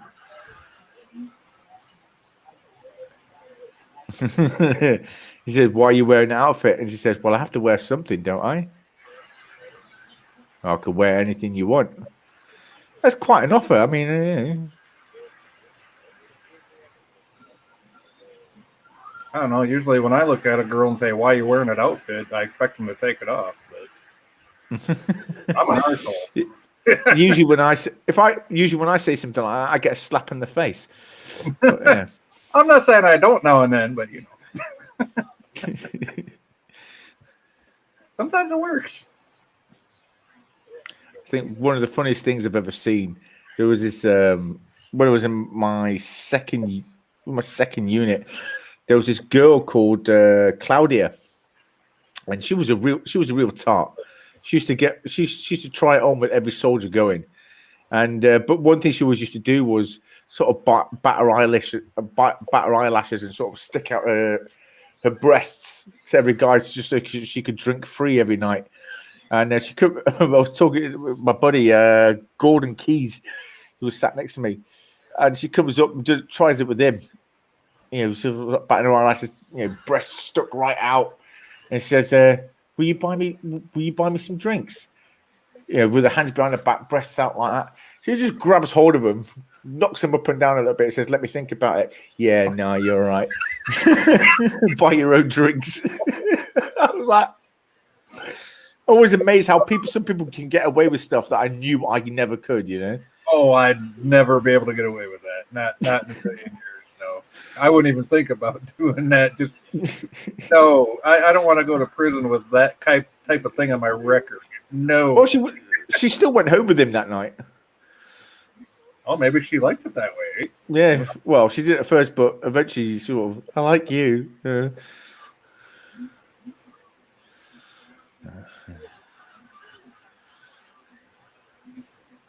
now the Enterprise crew is down on the planet. Yeah, and they're using their cannon, but and they keep increasing the power, but it doesn't look like it's having any effect. Well, they're transferring the ship's power directly to looks like a wireless power transmission. See, that's cool. Yeah, that's like some Nikola Tesla stuff right there. That's awesome. Yeah, man.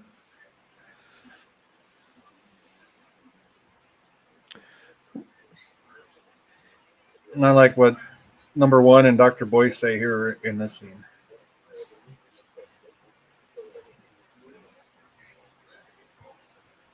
They know how powerful the Telosians' minds are.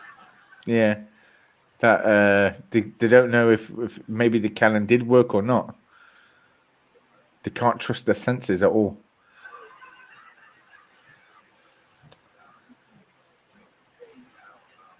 Oh, God. I love that outfit Vena's wearing. And Pike is trying to find out how far they can control his mind.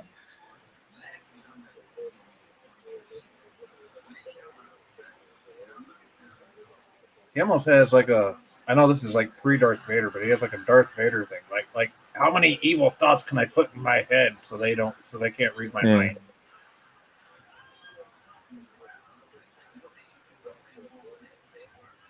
Did you see the camera work when they came from behind Pike and went around the side and into the front? That is classic TOS camera work right there.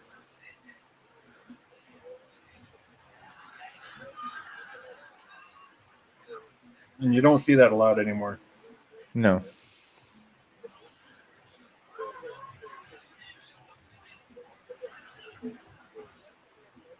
Is that the girl that played Pulaski? Is that the girl who played who? That played Dr. Pulaski. I know the girl that played Dr. Pulaski played in a TOS episode. No, couple of times, not her. But no, this one isn't her, but she sure looks like her at the end of the episode. Yeah, she does, but then she looks all mangled though, so it's not surprising that she looks a bit like Pulaski because Pulaski was not the prettiest of people. No, I'm sorry, but not in TNG, but she was in the TOS episode that she was in. Yeah. Not as sorry, this is the Professor Brain Spencer. Oh, sorry, this is get here. No problem. Oh, My batteries are running down. 1 second. We are currently on the cage, and we are 33 minutes and 34 seconds if you're watching on Netflix or if you're watching on Amazon Prime. We're at 40 minutes and 10 seconds. I need to plug in my headset here because I can hear the battery failing already. And welcome, Professor Brady Specs. How you doing, my friend? Oh, it's great to see you, especially over here in another channel, Continuum Trek.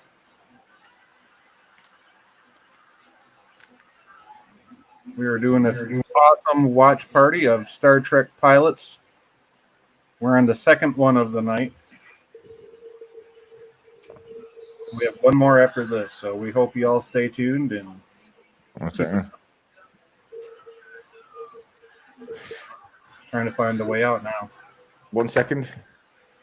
Oh, you're good. You're good. Captain Pike's doing what any good Federation captive would do. Looking for a way out.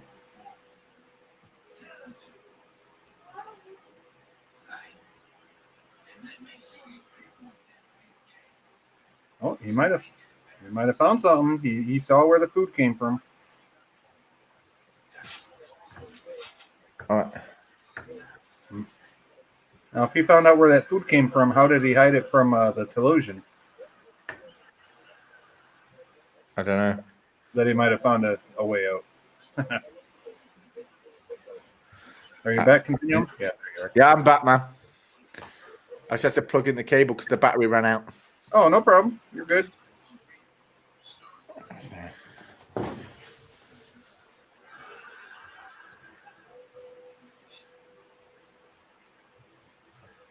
Oh, yes, that's right, Professor. I forgot all about that. Yes, you did. And I did catch part of that this last time around when you were hosting. And you did an excellent job, Professor. He does. But you're all going to see something very special on tomorrow's episode with some fantastic work by Zoe Kirk Robinson, who's one of our team captains.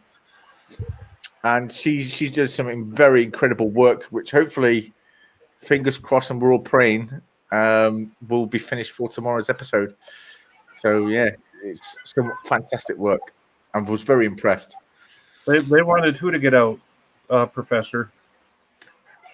Oh, you're talking about Captain Pike. Okay. Yeah. You're talking about the show. I love that sound effect.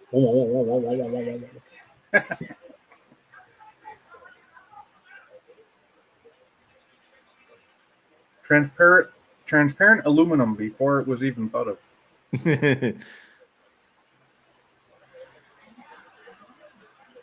Now to the female.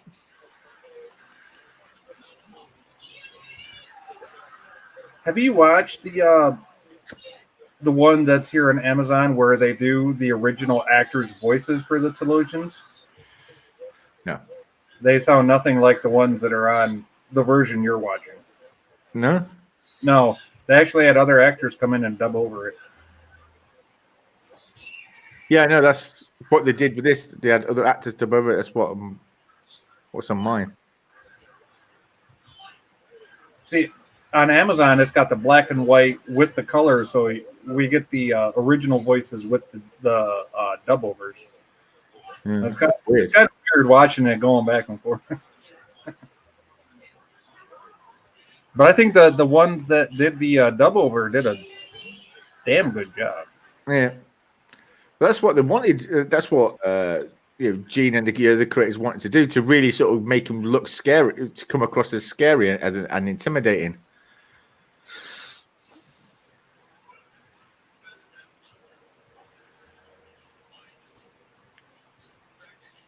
Here we go into another illusion. Mm. What is it with Starfleet captains and horses? I know. Well,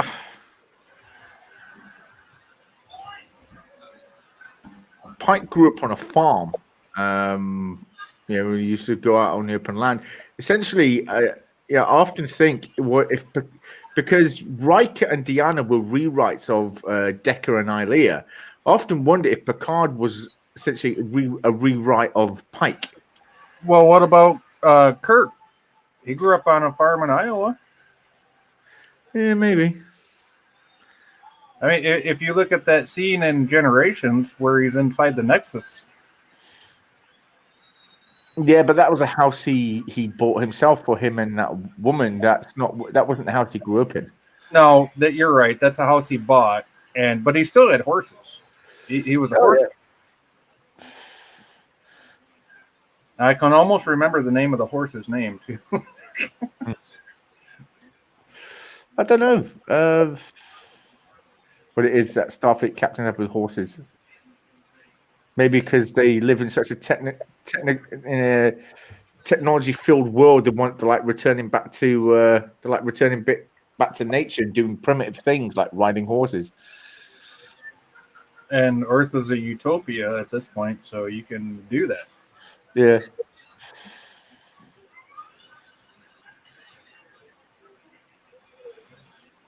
I mean, heck, you could sit in your own little apartment all day long and just make arts and crafts if you wanted to. You know, by the point of. I know. You could just chill out at home. You got to replicate to make your food for you. Well, the replicators were 24th century. You still needed food concentrate packs in the TOS era. Yeah, but then they kind of still used currency at that point there as well, didn't they? Yeah, they still did. Yeah, because they had the resequencers and all that. So yeah, I mean, it was a lot more advanced than anything we have. That's for damn sure. Yeah, definitely. I mean, we have 3D printers and all this now, and who knows? Maybe that is the basis for some of this higher technology. Maybe. I'm sure maybe one day we might get replicators and transporters and all that sort of stuff. That'd be really cool. But I don't think it'll be in our lifetime. No, not in our lifetime, no. Because we do get transporters. The first thing I'm doing is, if we get transporters, let's say in 10 years' time, the first thing I'm doing is recording my genetic pattern. And at some point when I get too old and frail to do stuff, I'm just going to reprogram the transport and then dematerialize me and rematerialize me as a younger version. So you're going to do a reverse of what they did in the TNG episode Rascals. Yep.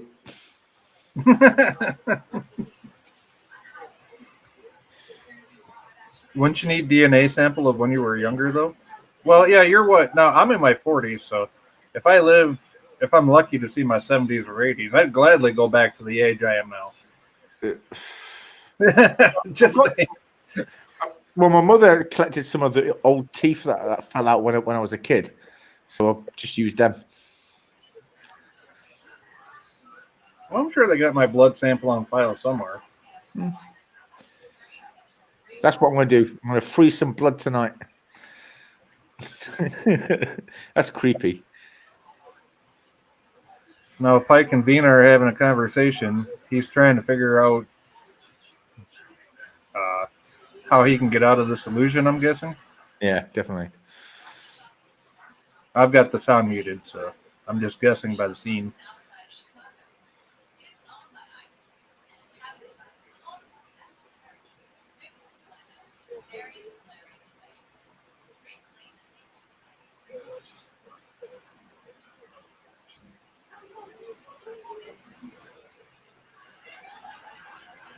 Poor Vina.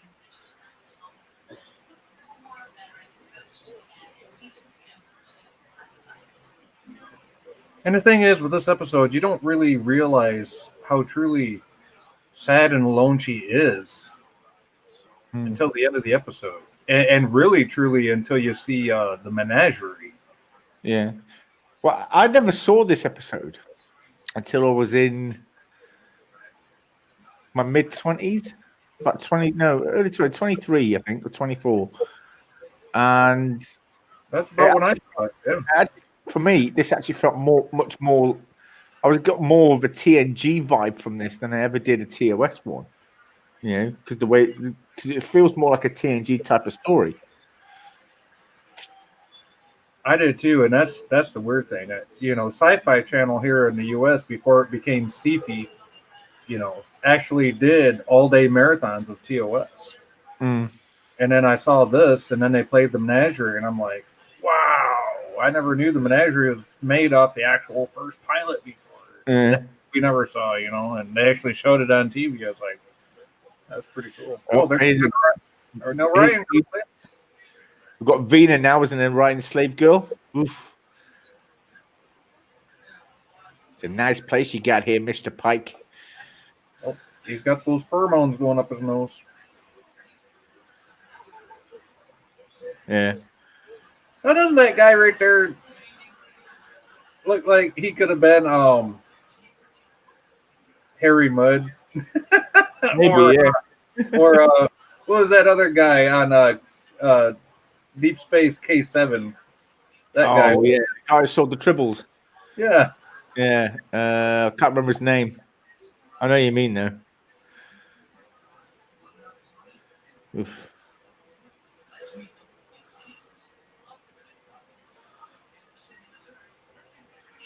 He's just got those shifty eyes looking over at Pike like, yeah, you want her, don't you? Yeah. Well, who wouldn't? I mean, I won't lie. If I was in that situation, I probably wouldn't want to try to escape.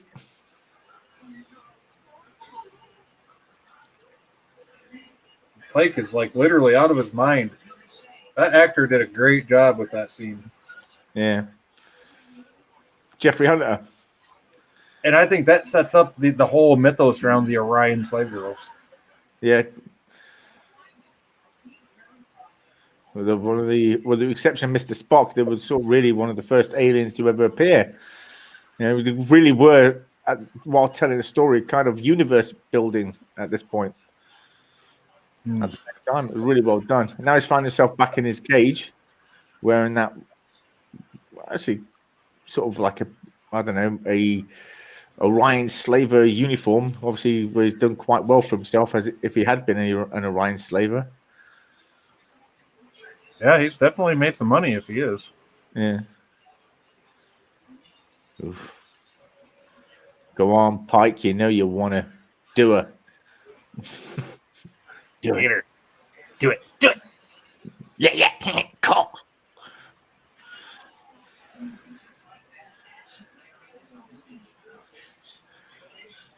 And of course, number one is played by Miguel Barrett, if I remember correctly.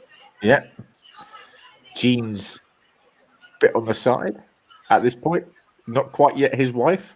Not quite yet his wife at this point. Yeah, I think you're right on that one. Oh, yeah, that is an Asian dude. Okay, my bad. But it's not Sulu. No. Also, I think that guy who was obviously at the helm earlier, I see him at the very far left-hand side. He looks a bit like Trip Tucker. He does, don't he? Yeah. The blonde hair dude, yeah. Yeah. What timestamp? Well, I have it at 1 second. Oh, God damn it. I have it at 46 minutes, 49 seconds. But that's on Netflix. Yep, that's for Netflix. And Amazon Prime is 53 minutes, 30 seconds. Only the women went down. And Vina's jealous. Oh. Well, yeah, she just had the competition roll in on her.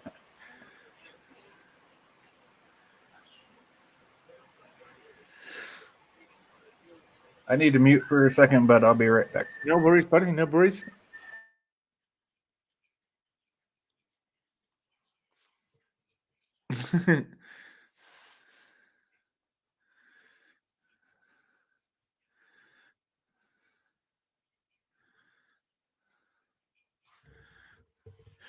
Professor Brains, why the difference? Because on Amazon Prime, they have the introduction with Gene Roddenberry, who explains, he puts a bit of an introduction of the cage that it was the original pilot and everything else. Where on Netflix they don't do that. They just roll the credits and straight into the episode. So there's about a 10-minute difference.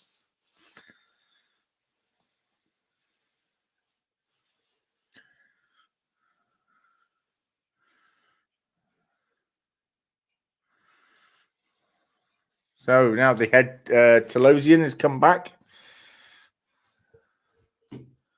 Venus saying it's not fair. I did what you asked. And the Telosian tells Pike, since you reject the present specimen, you now have a selection.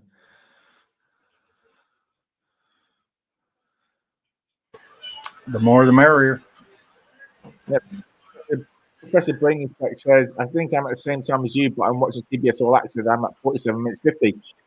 Well, yeah, CBS, I think, just shows the original one. Okay, I was a little behind. Yeah, CBS might show the same version that Netflix is. 49 minutes, 18 seconds I've got now. Amazon, I'm at 55 minutes, 52 seconds. Yeah. Oh. And the Amazon is the one that goes from color to black and white to color to black and white. It's not the straight color version that's on Netflix or CBS, apparently. Which is cool. I like this. He's punishing him for wrong think. Wrong thinking will be punished, and right thinking will be rewarded. Oh yeah, that was awesome, wasn't it? That scene. Well, Pike, you're alone in a cell with 3 women. What are you gonna do?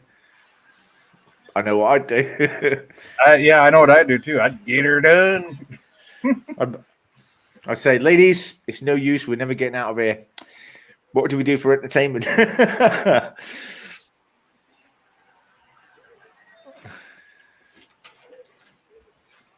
Professor Brady says they can't read through hate. Well, they can't, but they can use their powers to inflict pain. Obviously, as we just saw. Well, technically, we haven't heard anything about no money being used in the Federation. So I'd set up a credit card payment machine and be like, "Hey, you want a peep show? You're going to pay." Yeah. Well, they do. Well, there is currency being used by non-Federation people, even in the 24th century. I mean, it's not just the Ferings that use gold pressed latinum. I mean, I know on Earth they don't, but in other areas, privateers do use gold pressed latinum. It's always been a weird point because even in one of the Star Trek movies says, "Suits me. I just bought a boat." And then in a TNG episode, Riker said, "Well, I don't carry cash on me." So, but then you have lines like, "We don't use money." And it's like, oh, come on. You got to have some kind of an economy. Yeah. Some kind of an economy, no matter what it is.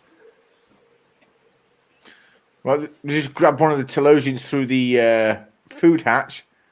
Almost looks like a Mugatu there, don't it? I know, yeah. It's that pig-like creature, a hairy pig creature.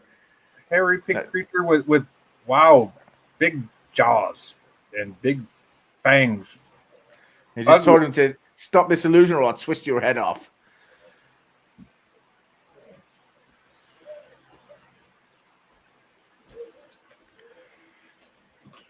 You try one illusion, try anything at all, I'll break your neck.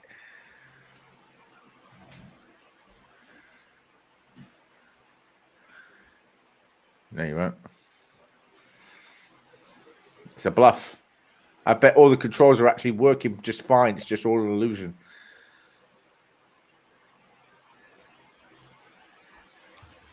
Yeah, the guy that just ran up there. He just kind of reminded me of Trip.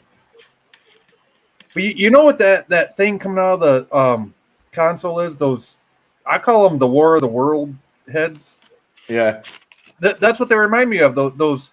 If you ever watched the original War of the Worlds, yes, that's what it reminds me of coming out of the consoles.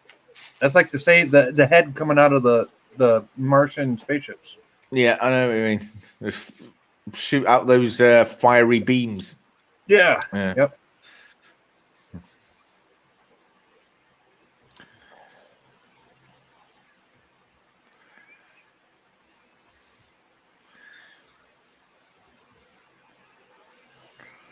Oh, Captain Pike's getting smart.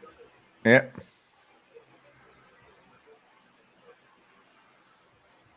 The only problem I had with that line is if he shot through that Telosian's head, wouldn't he take off number one's head too?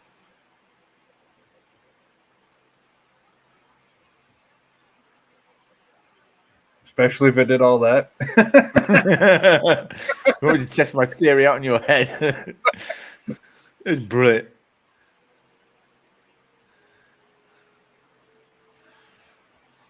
Poor Vina. Poor Vina. Sorry about the cam, but I got to keep blowing my nose, and I don't want to do it on the camera. Yeah, no worries.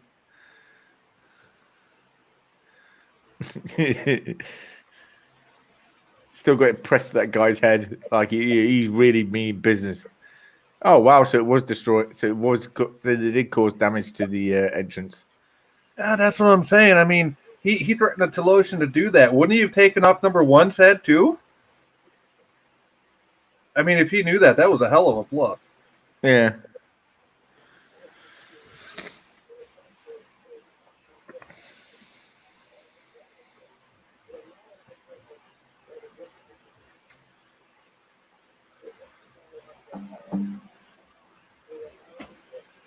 Look at that gold chain. He's big pimping. Yeah.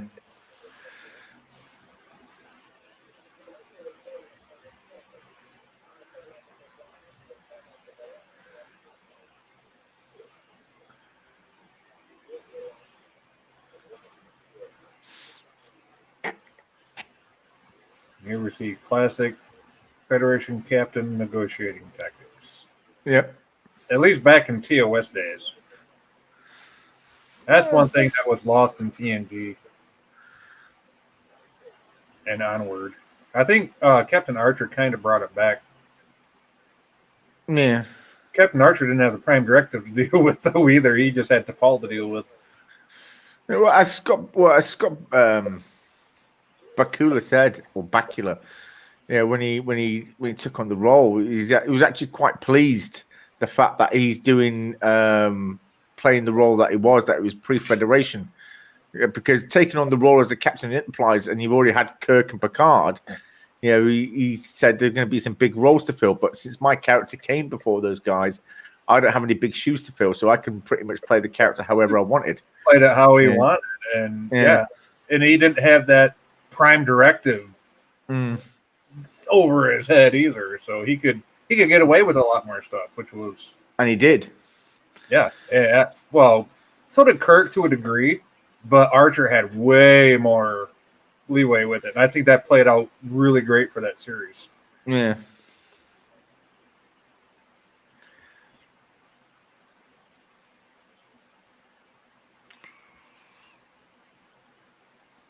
Oh, is this where they're assimilating the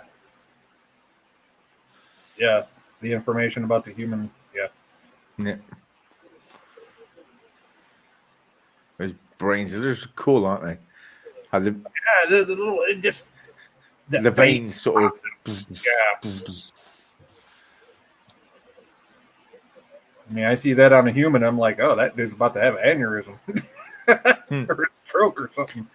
I've had headaches. I've had headaches like that, I tell you. Yeah, these Telosians, they do it to assimilate information, which is, they did a really great job.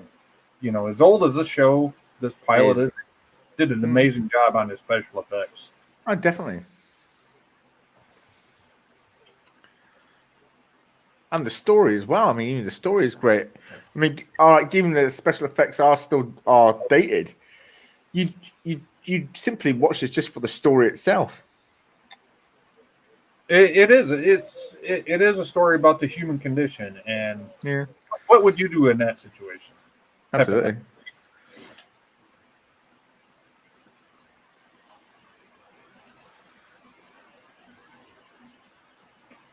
Oh, there's that awesome old cage style communicator. I love that thing. Transistors and resistors poking out of it. Yeah, he's very good.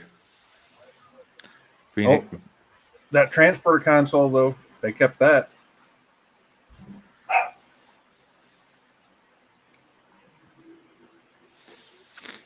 I'm glad you changed the sound effect, though.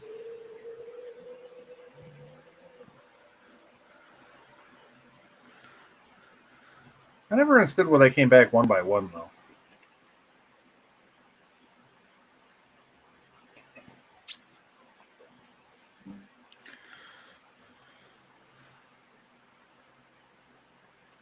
I don't know either. Dramatic effect, maybe. Oh, now she's gonna. Yep. Now she's gonna go look like how they put her back together. Yeah. See right there, when the hair goes gray, she looks just like Dr. Pulaski. Yeah, I see what you mean. With the blue eyes and everything. Yeah. Yeah. Gray hair. That's Dr. Pulaski. And the voice. The voice, though. That's Dr. Pulaski, I'm telling you. I know it's not the same actress, but that voice. Brownie, shut up. You hear the way she's talking? That sounds just like Dr. Pulaski. I swear to God it does. Maybe. Might just be me. Maybe I'm biased because I've always thought that. But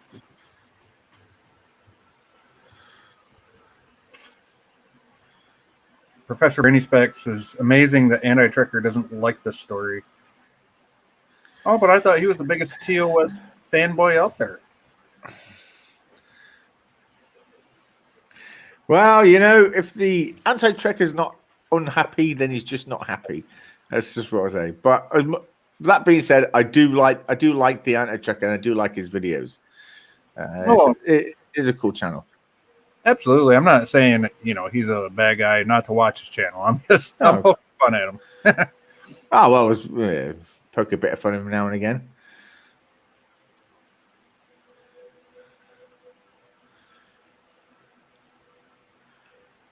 Ooh. Now she has her world, and you have yours. Yep.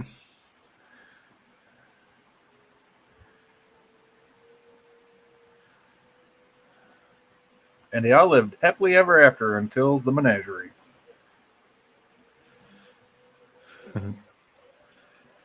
The menagerie.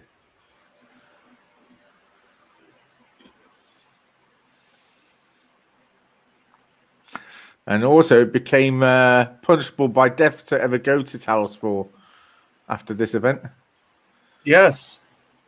Classified top secret. It still is the only crime on Federation books to carry the death penalty.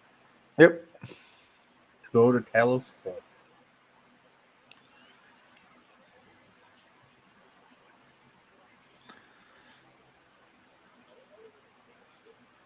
One thing I wish this country would do away with. What? The death penalty.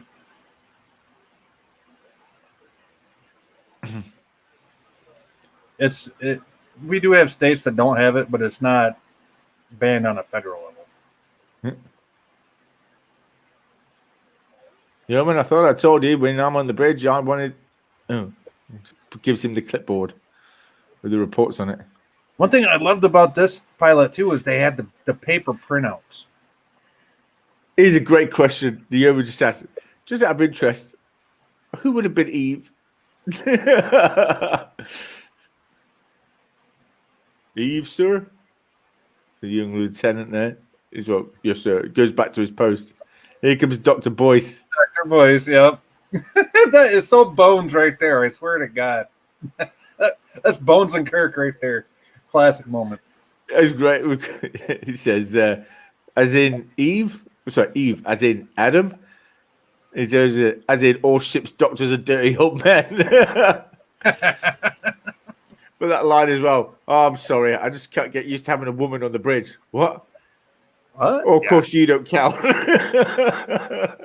you imagine them trying to put a line off like that nowadays? Oh, my God.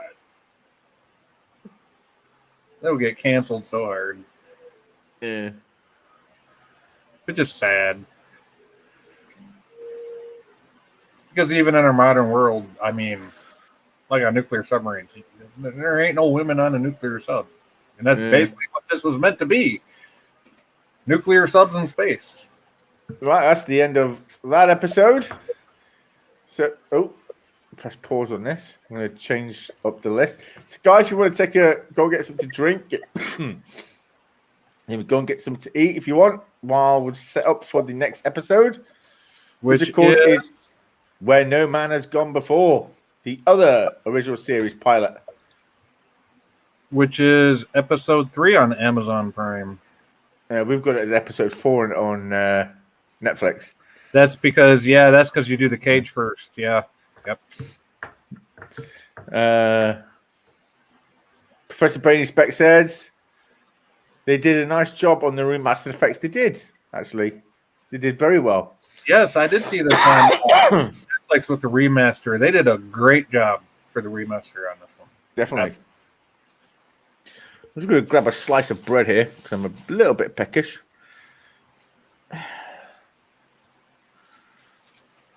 My squashed slice of bread because I put the tin of beans on top of the when I did some shopping the other day. I put the tin of beans or tin of soup or something on top of it.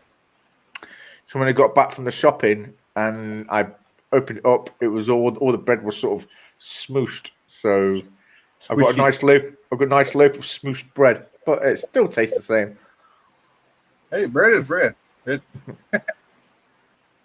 Absolutely. So, guys, when you got the episode lined up, let me know when you are ready, and we will press play when we're all ready to go.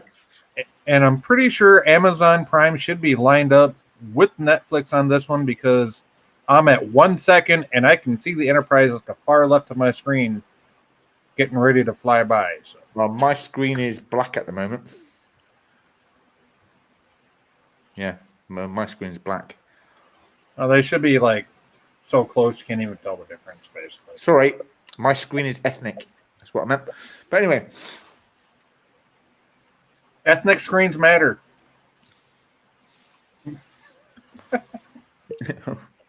That sounded so horrible. No, there was a thing when I was in phase 2 training.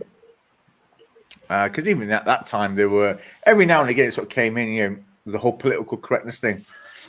Say no, you can't use black. You have to use the word ethnic or call it by its technical name. So when we talk about black, using a black bag or black tape, couldn't call it black tape. You had to call it either electrical tape or a bin liner. You couldn't use the term black bag or a which was. I mean, I'm all for political correctness where it makes sense. But there is go grab this African American tape. Yeah, but there does come a point where it's sort of OTT, over the top. Yeah, absolutely. Mm-hmm. That's when things become FUBAR and tend to go kind of snafu. Mm-hmm. Or when someone tries to force it on you, then that's when you lose all interest in it. It is. I mean, I'm all for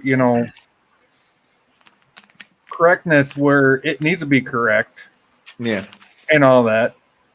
But there comes a point to where it becomes too much over nothing. Yeah, in certain circumstances, it's like, come on. It's like, I'm not white. I'm peach colored. Damn it. Well, yeah. Oh, that's the wrong link. Sorry. I was just about to do something then. What was I doing? Oh yeah. Professor's ready. Right, Professor Brain Specs is ready, guys. For the rest of you, let me know when you're ready and we will get into it. Also, if you'd like to come on board for this final episode of the night, there is a link in the chat. If I can press, where's my arrow gone? There. How did it get up there? Oh, I'm sorry. Professor corrected me. I'm a pink skin. Racist. Pink skin. By the way, so if you want to come on board for this final episode, the link is in the chat and you can come and join us. Don't be afraid. I don't bite. Sci-Fi Nation bites, but I don't. Only if you want me to, and not that hard unless you really want me to. Just saying.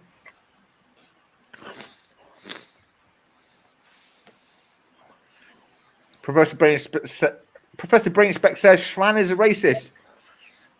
Well, he's not. He's just politically incorrect. That would be more speciest. Yeah, speciest. Or maybe he just Yeah, maybe he just doesn't like pink people. Yeah. Because even with all of our ethnicities here on planet Earth, I think of us as one race, the human race. Yeah. So Oh, definitely. if you're going to be a racist, that means you're technically an ethnicist or anti-ethnicist or That's right. however you want to say it, because we are one human race. Yeah. Oh, it's a good job though that I think Shran never. You ever notice though? Shran never only ever uses the term pink skin. He never uses any other term with any other crew members. No, it's only with Archer. Only with Professor Brainy Spec says, I think we I think we know that you have been bitten before. I don't know what you mean. You have to be more specific there, Professor Brainy Specs. Why would you say that? Okay, guys, if you're all ready, and of course, if you want to join us in the chat, please do so. And we'll get ready to press play. You want to do a 5-second countdown here? Hold on. Okay, yeah, I can do a 5-second countdown. Going live in 5, 4, 3, 3, 2, 1, and play. The Enterprise is coming on.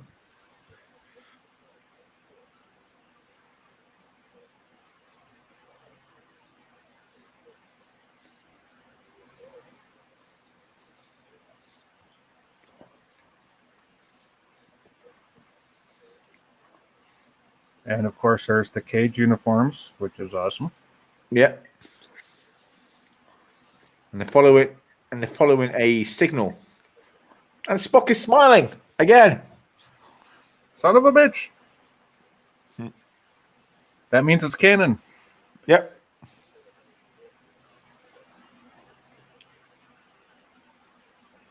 Another smile. He did it again. Oh, yes. You mean one of your human emotions. As he's sitting there smiling. Yep. Oh, my God.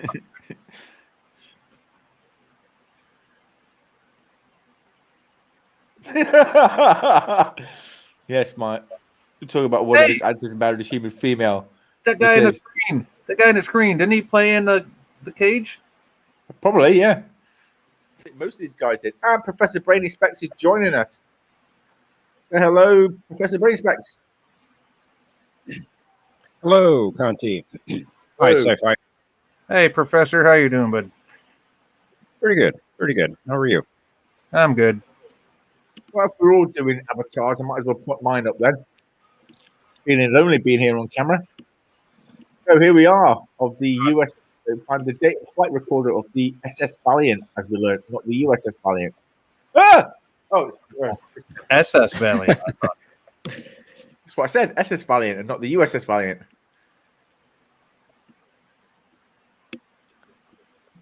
And it's Scotty. Aye. And yeah, he's wearing a peach-colored uniform. Or tan, I guess you'd call it. Well, it's more of a beige, isn't it? Yeah, it's weird. Even Spock is wearing yellow. Oh, now we're going into the intro. Space, the final frontier. The voyages of the Starship Enterprise. No, Professor, I watched when you hosted Continuum's game show. Yeah, you did a really great job. And I never got a chance to tell you that. But I did catch it, and I did see you hosting. And He did a phenomenal job.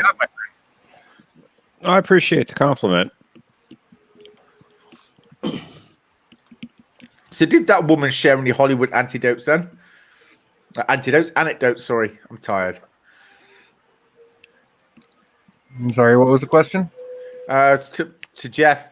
See, we had this woman I brought on last week, and apparently she had big contacts in Hollywood and everything else, and she was going to share some stories. Unfortunately, I couldn't make it.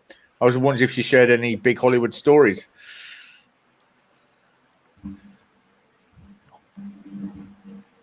Jeff's not I'm listening. not sure who you're talking about. One of the it was the That's for Me. Was it Andrea? No, That's for Me. Oh. I don't know. Oh, that's for me. Yeah. No, When no. I think if I remember right, she had to leave right at the end of the show. All right. So you didn't share anything before the show started, then, or anything? No. We were trying to figure, who's going to be on whose team names, and there were some connection issues. That's why we got started a little bit late. So what are some of the topics of these games? I mean, I caught the one last week, but it's been such a long week. Well, essentially, it's just all Star Trek, and it's a Star Trek based game show, and we have 5 rounds. The first round consists of 10 questions. Each question, if answered correctly, is worth 1 point. The second round is 5 questions, which requires 2 answers. If you get them both correct, your team gets 2 points. The third round is where I display a distorted picture of a ship or a character, whatever. You have to try and guess who it is. Round 4, I then take a back seat, and each team gets to ask the other team a question. So each team member gets to ask the other team a question each. And then on the 5th round, they ask me each team member asks me a question. If I get it right, they lose a point. And if I get it wrong, they gain a point. That sounds fun. How do I get in on this?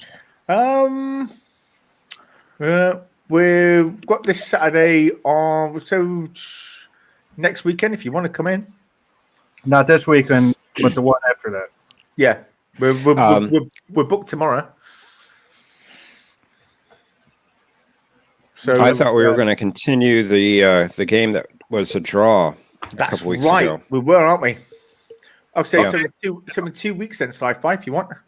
Oh, that's fine. Yeah, I don't want to step on anyone's toes, but yeah, as soon as there's an opening, let me know. But we will do. 2 weeks time, then we can bring you back on. We'll bring you on. I forgot about that match. Yes, I need to get back in touch with them and bring them back on again. Well reminded. That sounds fun. An actual Star Trek game show. Wow. In fact, we need to get It's a lot of fun. We need to get Law Reloaded and Bird of Prey back on because they tied on last year as well. They did. They did. And so did Trek Yards. Oh, by the way, did you guys watch Bird stream tonight? I caught a bit of it. It was the Dear Bop one. I caught the one last night, though, I think. Was it last night or the night before? It was the DS9 one. That was Wednesday. Wasn't it? Yeah, so I caught that one. Watched along on that one. The Bed Life stream tonight. At the end of the show, Bird played words.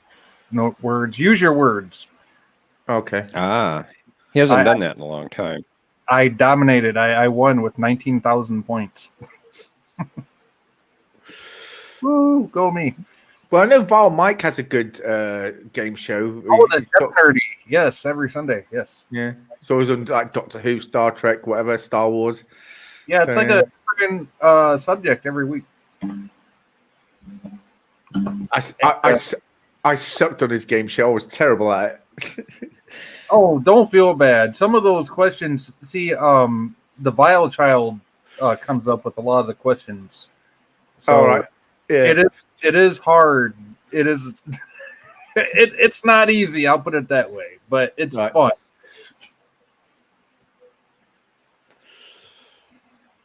And I need to watch this week because Elihu has lost his nerd card for 2 weeks in a row. Val Mike says, "Hold on, I lost as well. It was not fair as CT won my little game." Oh, and Vile Mike corrects me. It's every other Sunday. Every other Now, Sunday. Do you have one this week, Vile? I think. Well, you had one last Sunday. Now I thought you were doing one this Sunday too. That's why I thought it was every week. So they're now headed towards the galactic barrier.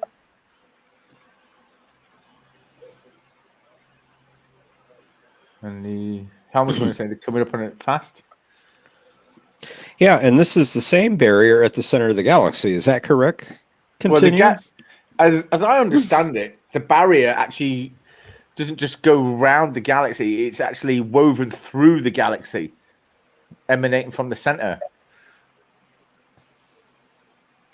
This Sunday is Harry Potter, and Vile Mike is working on it as we speak. I'm terrible at Harry Potter. I know nothing about Harry Potter. I don't either. I watched like Makes three of us. I watched 2 of the movies. They were okay, but wasn't a big fan. Now, you do another Star Trek one, Vile, and I'll be there all day long. Yeah. So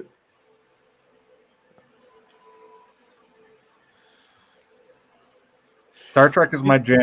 That and yeah, we noticed though that this was the only episode where we had as people known as espers. Never Yeah. again did Gary Mitchell, yes, and that,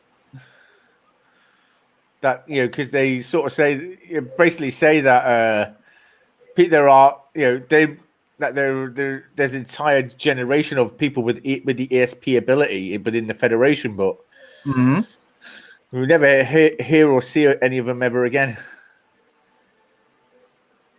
The only thing this episode is missing is falling rocks from the ceiling. Yeah. Oh, she is the one that goes speaks like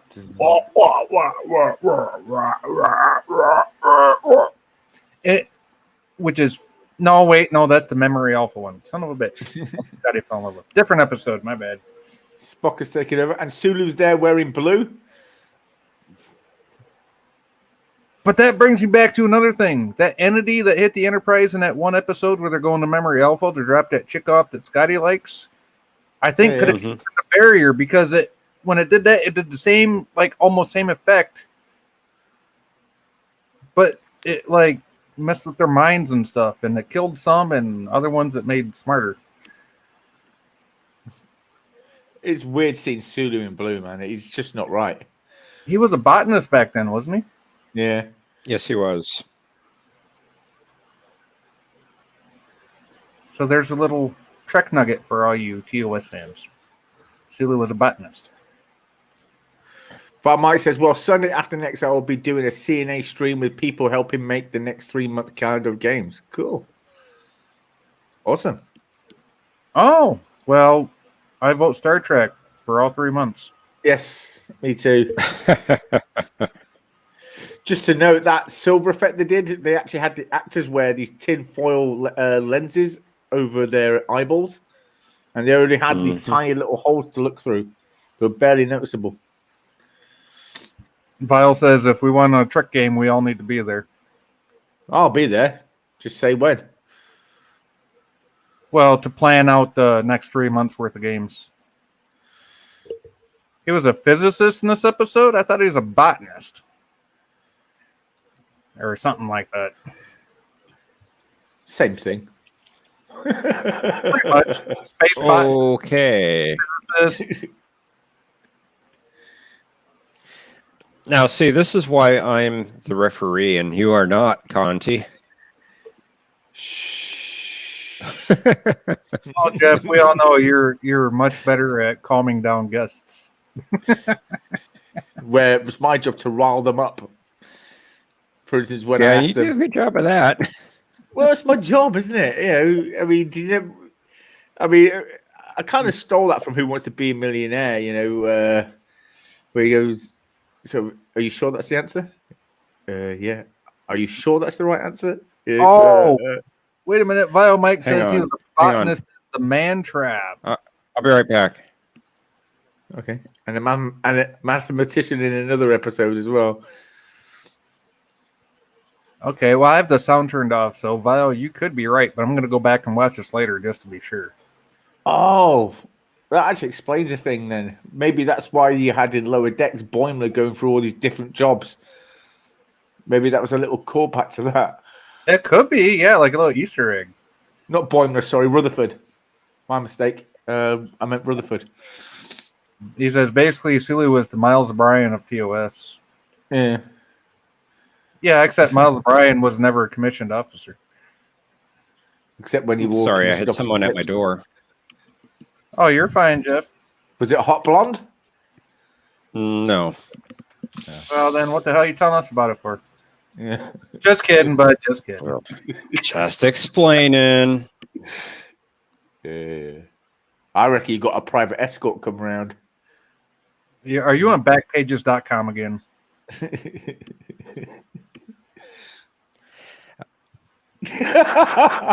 Conti, Don't ask me how I know that. SMH. Okay. Conti knows what that is. Yeah. Shake my head. Why are you shaking your head? Because you two are being ridiculous. Oh, Well- we're not. We love you. We Yes, love I you, know you Jeff. You know we love you, bud. We wouldn't pick on you if we didn't like you. Exactly. Exactly.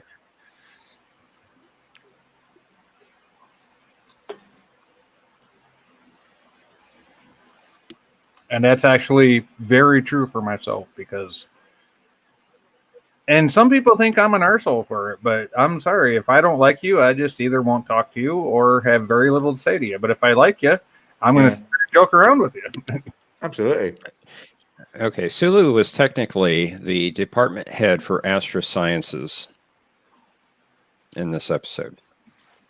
Okay. Yeah, that makes sense. Now I'm remembering. So little by little, I'll be all right.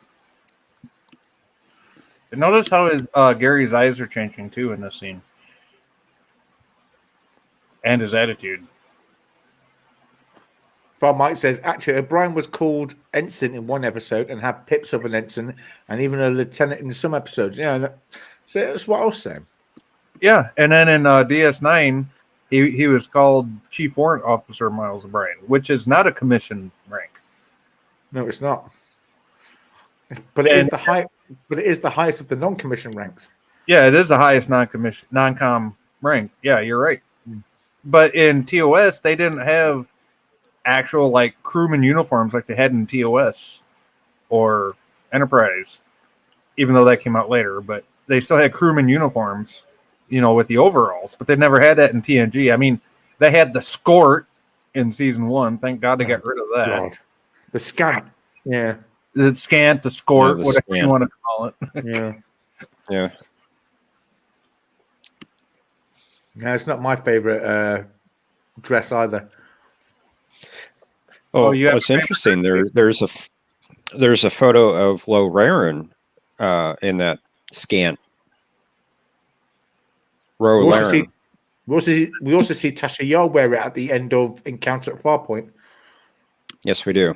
in the very last scene, and she looks good in it as well. Really? I But must have missed Ro that. Laren, The only thing I was focused on was fully functional in multiple techniques. yeah, it was a few episodes, or one episode down the line, but Well, you know, Ro Laren was season 5. She was introduced in season 5, and it's interesting to see a photo of her wearing that scan. in season 5, they had the scant in season 5. Wow. Yeah. Well, I don't know if they had it in season 5, but there's a photo of her in that outfit. I think it might have been a test photo. Yeah. Vile says, yes, it is almost like continuity is not uniform in Star Trek. Well, we all know Star Trek has its continuity issues. That's a given. Vile Mike wants to scan to give his warp reactor some air cooling, if he excuses engineering parlance. Well, just do what I do. Wear nothing. No, that's scary. Why don't you just wear a kilt?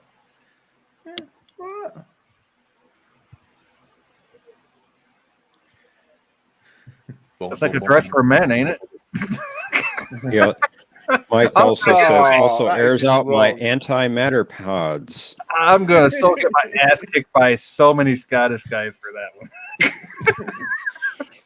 Well, a kilt was much more than just a skirt for men. It was also used as mainly also used as a blanket at night. So when they go out, when they go out, to war or to fight another clan, and obviously there'll be several days walking to get there. At night, what they do is they take off the kilt and then use it as a blanket. Yeah, but how do you keep your nuts warm during the day? Fighting. You keep as long as you keep your core, as long as you keep your upper body warm, your torso essentially, the rest of your body stays warm. Not really, because I keep my core body temperature warm all the time, and my feet and hands and everything else that hangs out gets stupid cold. I don't know. Maybe they sort of. I don't know. They held each other's to keep them warm. I don't know. I'm not Scottish. Oh, Vile Mike does have a kilt with his clan pattern. Oh, that's cool, Mike. You know, I was just kidding about that Scottish kilt comment anyway, so. Please, don't kick my butt. I love you, bud. Kick his butt. Kick his ass, Seabass. Kick him there, Skeeterton. Kick him in the nards. No, don't. It takes too much effort to move him this way and that as he's trying to kick him. Look at those. How did they do the effect on his eyes for this scene? Those were tinfoil lenses. Tinfoil They contact must have been very painful to wear. They were. They had to cut these tiny little holes. If you look carefully, you can just about see his eyes in the middle. You see the holes in the middle. Yep. Yeah. With the pupil. In the remastered, uh, it's really easy to see in the remastered if you're watching it.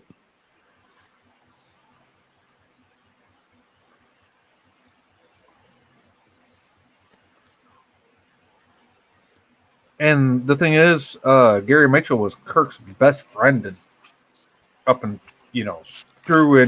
the end of this episode, which it's kind of sad. It's the only episode we ever see him in. And as his best friend, he still couldn't get Kirk's middle initial right on the gravestone. But, I know. Right? But what are best friends for, huh? Hey, and there's the guy that was in the Cage Pilot again. Oh, yeah.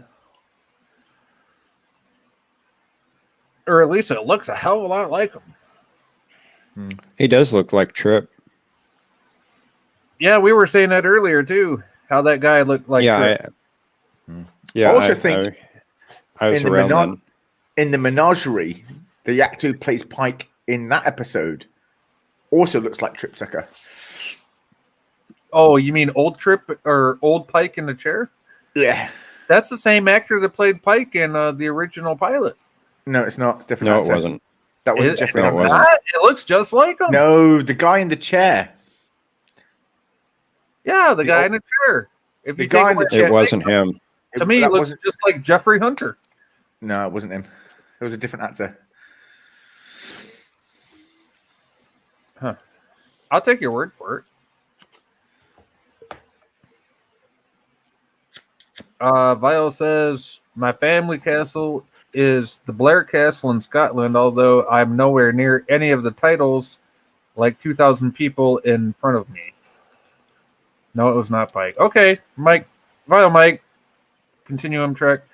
Jeff, you all know. If I'm wrong on something, call me out. I'll admit if I'm wrong. It was an actor named Sean Kenny that played the Pike in the chair. Well, they did a great job making him look like an old wheelchair-bound Jeffrey Hunter. I'll give him that. I think Jeffrey was already dead at that point, was he not? It was only a couple years after The Cage was filmed. I don't think he was dead. No. I know he died not long after that episode. It was only a couple of years after. Right. I didn't even know Jeffrey Hunter died. Jeffrey Hunter died May 27th, 1969. So almost at the end of the original series. And back to work for Vile Mike. All right, buddy, you take it easy, and I will try to catch your stream next time you're on, buddy. Yeah, have a good day at work, Val. We'll see you soon. Take care, Mike. Have a good night.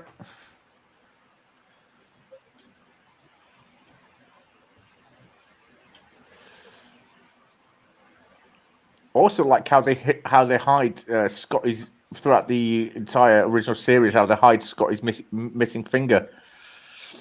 Oh yeah, he Yeah. lost in World War II, fighting for the Canadian. Shit. Yeah, had it shot off. Had it shot off on D-Day, didn't he? Yes, he did. On one of the D-Day beaches. I just can't remember which one right now.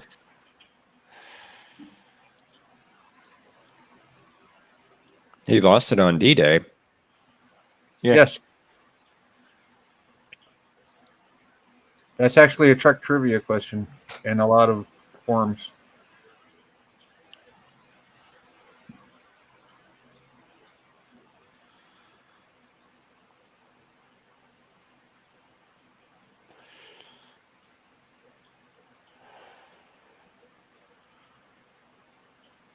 Hey, Jeff, add that question. See how many people get it right.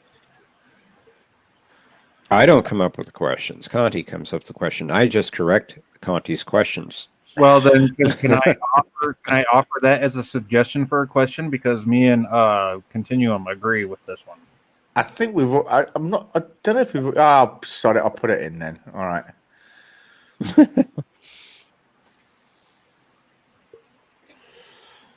I'll put it in.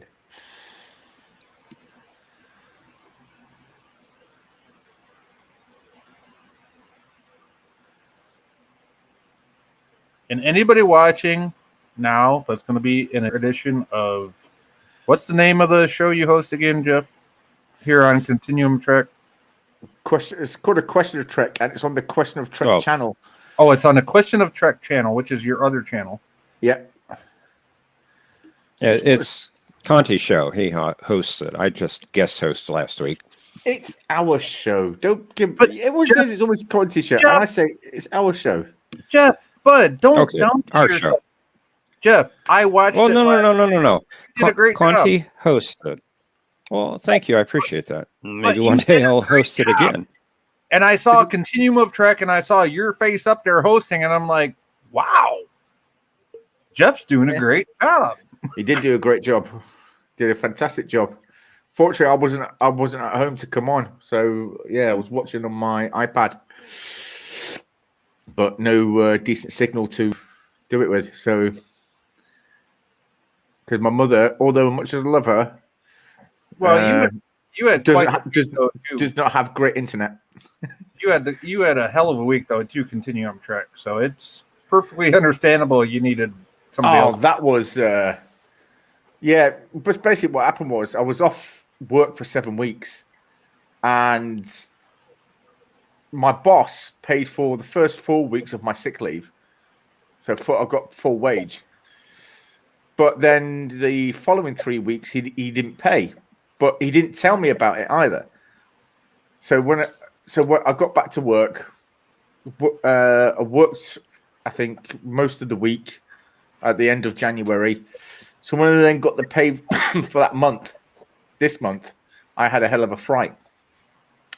So yeah. On top of the stuff that I seen you post on Twitter. Oh, that was on top of that. That's why I started the GoFundMe, which, by the way, for you watching, there is a GoFundMe link in my the description of this video. So if you do have something to donate, please do, even if it's just $1, 50 cents, whatever, or €1, whatever. Every bit helps. But yeah, I'll be putting that link in all of my videos and all of my live streams until I hear otherwise from you. Continuum. Yeah, I will do. Thanks. I do appreciate that. That is awesome. But yeah, no. So luckily, I mean, I've had just under 600 euros donated to the GoFundMe stuff. So I've paid off numerous amount of bills, gas. Sorry, not gas. Electric. My mobile phone bill, my internet and phone. What else? Car insurance and whatever. I did some food shopping with it as well, and yeah. So I mean, yeah, paid quite a bit, but still a bit to go because I still need to pay the rent.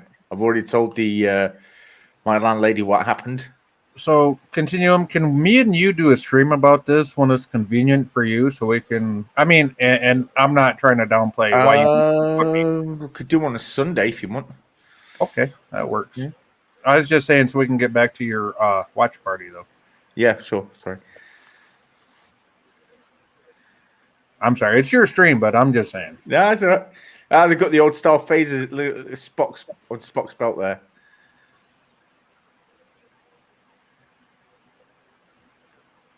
And they got the old style CBS logo on the Delta there.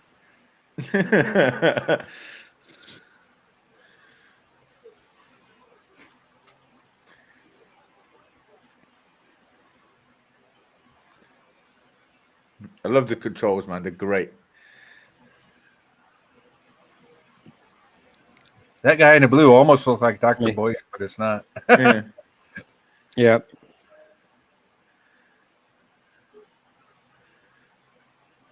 Maybe that was supposed to It's be. amazing they knocked him out. I'll crush you like insects.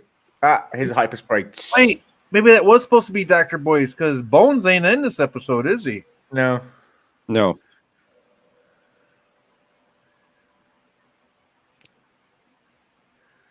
Dr. Boyce would have been like, what, 90 some years old by this episode? No.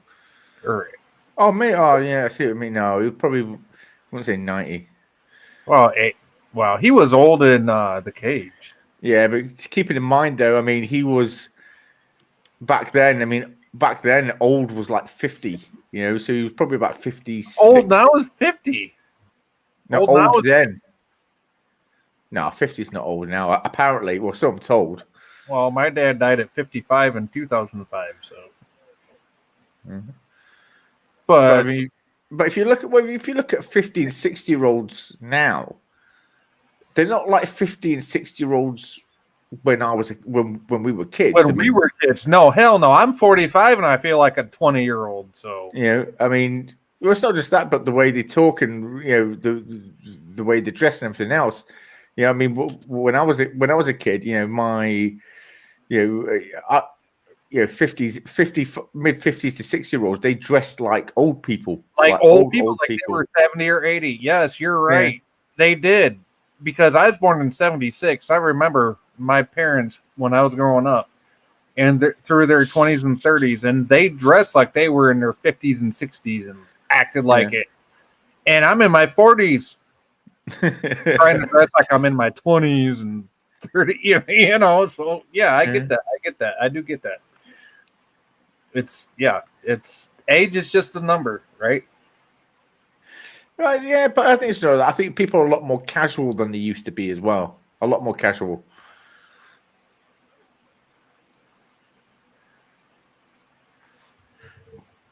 Oh dear God, Captain Foley, what the hell are you doing? Chuck Yards is live. Would you rather answer or drink? Live challenge. Oh Jesus! You ever seen him drunk? Yes, I've seen drunk live Foley.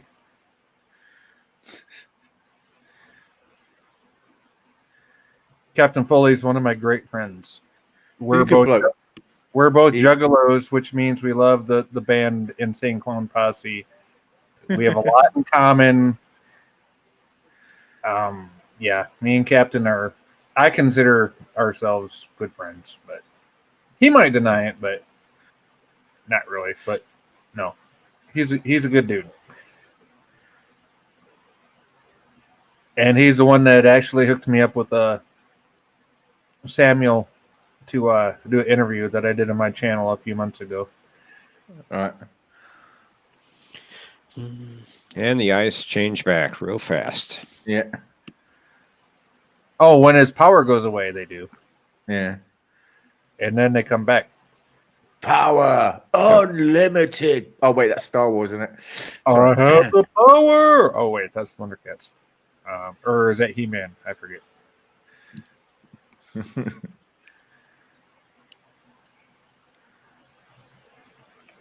Look at that. That's actual contact lenses with tinfoil in them. Oh my God. That must have hurt like hell. Oh God. You know didn't have contacts back then like they do now. Nope. Oh, see, look at that. Look, those control panels are module, just like the entire bridge Mhm. module is. It fits like a glove cap then. And yet they're down there fiddling with all those power cables. And Spot comes in with a phaser rifle. That's awesome. Oh, the TOS phaser rifle. I love that thing. I have that on Star Trek Online.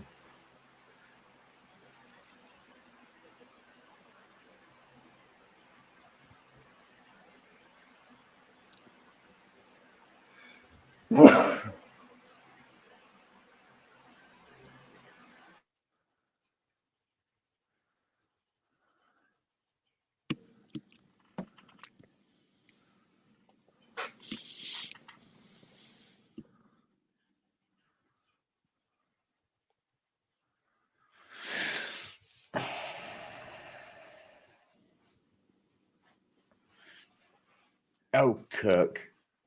But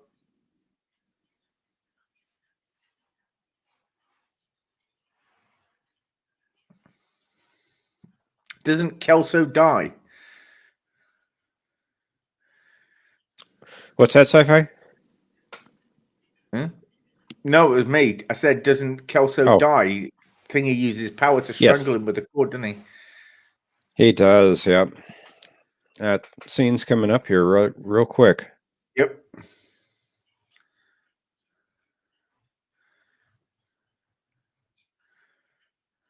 She's got that evil. She's got an evil look on her face, hasn't she? Yeah, she does have a evil look, doesn't she? I never noticed that before.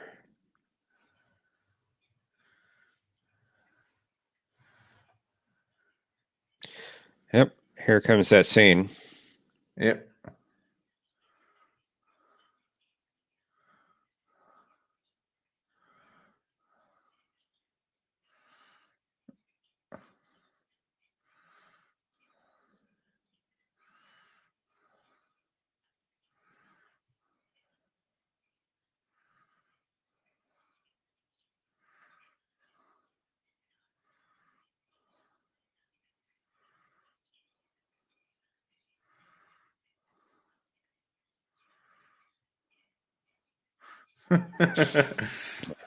There's the echoey voice. Yep.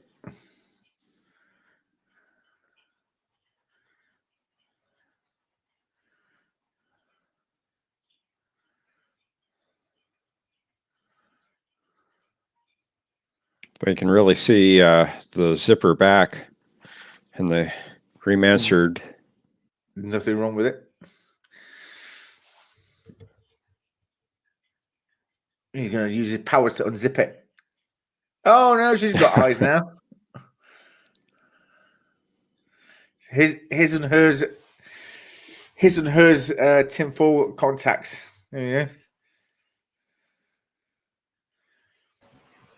Sorry, guys. I had one of those. How many sneezes can sci-fi do before we bet money on it? It's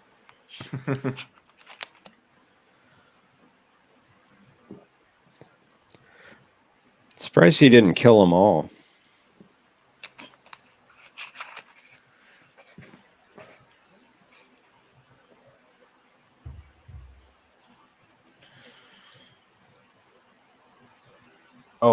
Gary Mitchell.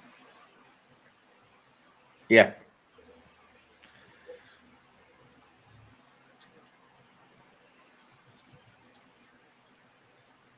I'm kind of surprised he didn't off the entire landing party myself, considering the power that he was supposedly gaining while he, during his whole 6-day routine. Maybe he didn't need to kill everyone. He just needed to kill Kelso to stop him from making progress. I wonder if he deactivated that before he left. What, the phaser? So they could blow it right now. Maybe. No, the destruction, the self-destruct right. thing.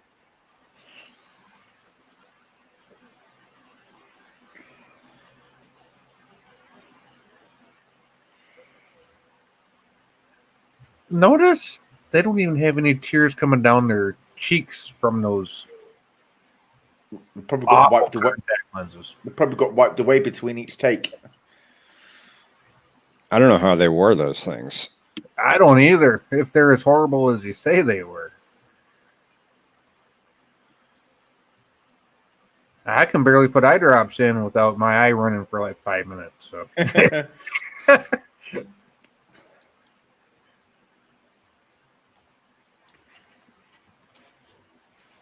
let alone trying to put a contact lens in. Oh wow! I can't wear contacts. I tried it myself. Wasn't a fan. I have an aversion to things touching my eyes unless it's my own finger. Right.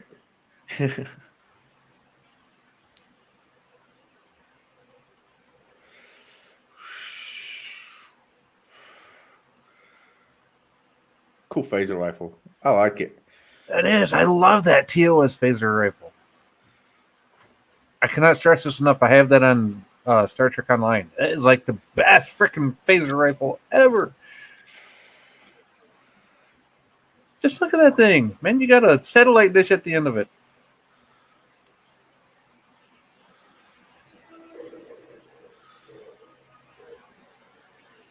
He's about as stealthy as a sack of hammers, that one, isn't he? Well, what gets me is they're supposed to have all these perceptual abilities, but they didn't even know he was there until he made that rock fall. Well, I think they're distracted. I think they're distracted by each other, aren't they? Because they're he's showing off his powers and she's admiring him. So, yeah.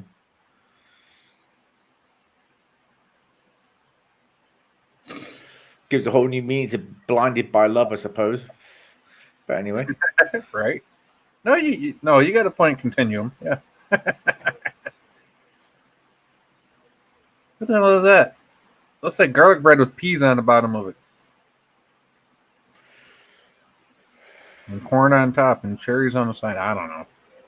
It's weird, whatever it is. Yeah, it looks pretty weird.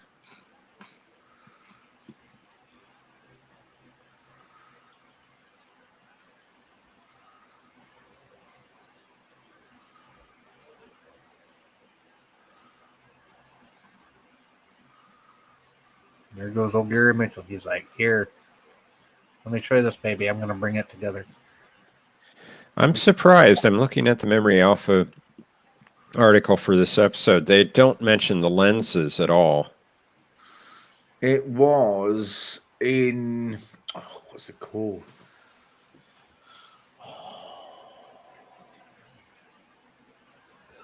You would think it would be in like the production notes or something, the background information.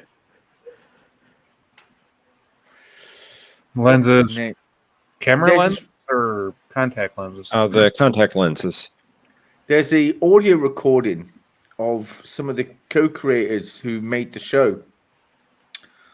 I can't remember who it was. And they mention it.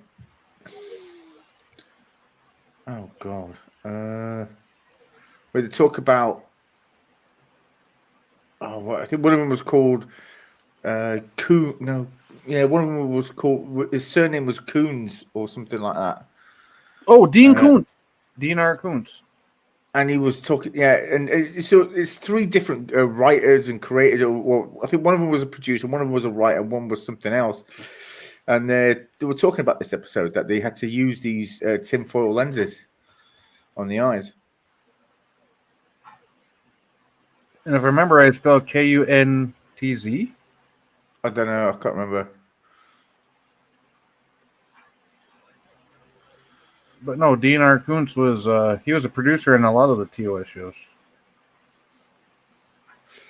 See if I can find it. Hold on.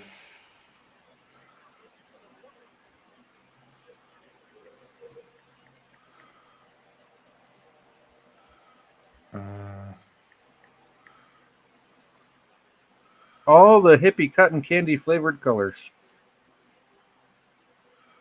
And then it goes flying.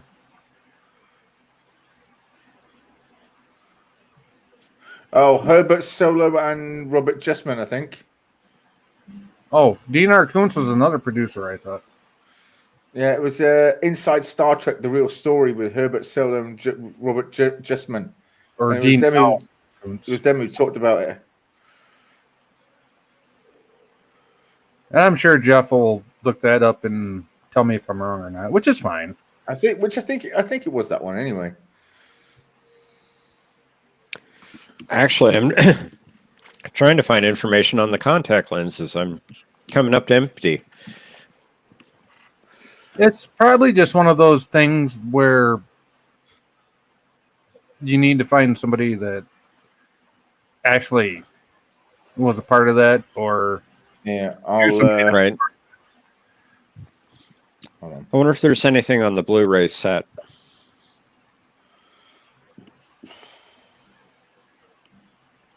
because little things like that, they're not just going to put that out there for mass media consumption. Oh, the contact lens in one episode. You know what I mean? I'm sure there's very little health and safety back then. Yeah, I've put the link in the chats. Well, if I had my way, my kids would still be out there making mud pies and eating them motherfuckers. Let a kid go build up his immune system for all I care. Yeah. I've got a hell of an immune system. Well, I remember once and this antibacterial world that we live in, my kids are going to be the ones that come down with diseases because we didn't let them build up an immune system. The problem is this though is this. No antibacterial kills all bacteria. There's always one that survives, and that one then multiplies. So then they have to make a stronger one. Exactly, and that's my point. I'm not saying don't get your kids vaccinated. Absolutely get your kids fucking vaccinated. Please do. But let kids be fucking kids at the same time. Let them build up their immune systems. Commodore Ty, thank you for that. I'm just trying to find information on Memory Alpha about it, and I'm surprised I'm not finding it. But I put a link into the chat. Can I read what Commodore plays? And so it's about a 2.5 hour long audio video, if you like. It's with these different guys who were on the show, making it, and they mention it. At least I'm sure it was that one. I'm pretty sure it was that one. But it's still interesting to listen to, though. Oh, did you already show Commodore Ty's comment on the screen? I'm sorry if I missed it. I did, it. yeah. Okay, I was That's watching. Okay. Cool. I was watching the show on Prime. Yeah. Professor Commodore Ty says, Professor Brandy specs the contact lenses were normal contacts that were covered with tin foil / aluminum foil, and to see out of them, they cut a hole in them, but they were still hard to see out of, which if I remember right, we said earlier tonight, which is awesome. Yep. So thank you for bringing that up, Commodore Ty. That is an awesome observation. Absolutely. Cook managed to get his shirt ripped. Of course, the ripped shirt scene. Yeah. We can't have a Kirk fight scene without a ripped shirt. or a blood stain in the wrong spot. It's like a Trek trope. And then the paper mache rocks, because why not? Both. Okay, that was pretty cool right there. You do a phaser rifle blast and half the mountain comes down. Yeah, that's pretty accurate for a Trek phaser rifle. It's just been revoked. Oh, wait, that doesn't work in this scene, does it? No. Nice try, though. Continue. Now, see, what he should have done here was slapped her on the butt and said, "You failed, bitch." Yes. I don't think they would have gotten away with that in the 60s. I guess I'm too grunge for these guys, huh? I don't know. I think isn't that what people still did it in the 60s, though? Slap a woman's butt, say, put the kettle on. Yeah, pretty much. That was you the just 60s. On TV. I mean, you can. I mean, okay. I think that sort of died out in the 80s. I think 90s. That was. We did that here in the States in the 90s during the whole grunge phase. Slapped him on the butt and said, "You failed, bitch." I've never seen that happen, but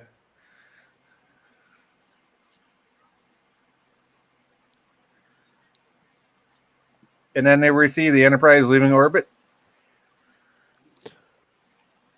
And Kirk with his little sprained wrist. Oh, poor baby.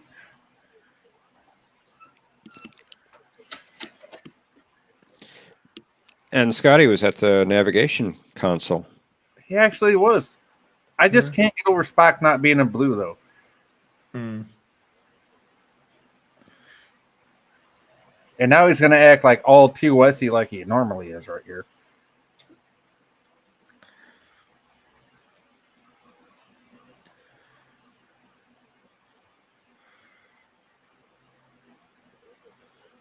And there goes Kirk with his cutting edge remark to Spock. And Spock almost smiles there. Yeah, exactly. It's like, what the hell? Directed by James Goldston. Wow, cool. Wow. Commodore Ty. Oh, that Well, never mind. That's in that- the chat. We already read that, so it's okay. Well, that, ladies and gentlemen, and those still watching, is the end of the live. We've come to the end of the live stream, I'm afraid. Jeff, Yeah, you we want to watched- go up on cam with us? So we watched 3 full pilots, but none of which are as good as Tom Paris, because Tom Paris is the best pilot there is. And he is. Hey, That's a good one. he's the only pilot I've ever seen to push beyond his own threshold. What can I say? So, it's true. Good point. Yeah, became a lizard creature. Ow. And Oh, had that almost hurts worse than the uniform. Camera zoomed in. why did my hand look dirty? Why does my hand look dirty? Because you need to wash your hands, motherfucker. Oh, No, I don't. Still got the same Oh. splooge on there from Monday. sorry. What? Language, sorry. Oh, don't worry. It's that time of night. YouTube's not watching. Anyway. Yeah. So that was the They're end not of watching? our one. They're not watching. When don't Did they it- watch? They don't watch after midnight. Do you know how many copyright disputes I filed today? None at all. I No don't know. clue. About 20. Wow. Between Ensign Ricky and karaoke songs, about 20. Jesus. Well, I've not had any copyright hits since last year. So, yeah. Well, you're these doing ones good. back, no, the ones I filed went back about 18 months, and I finally said, so why's my camera being a dink? There we go. you got it's because you green screen. Obviously, you're you need to adjust your fade. Yeah, it was fine here a second ago. Hold on, I'll adjust it right here. If you go to where it says camera mic, and you go to green screen. Yeah, I know how to do it. Or I could just do the AT one. There we go.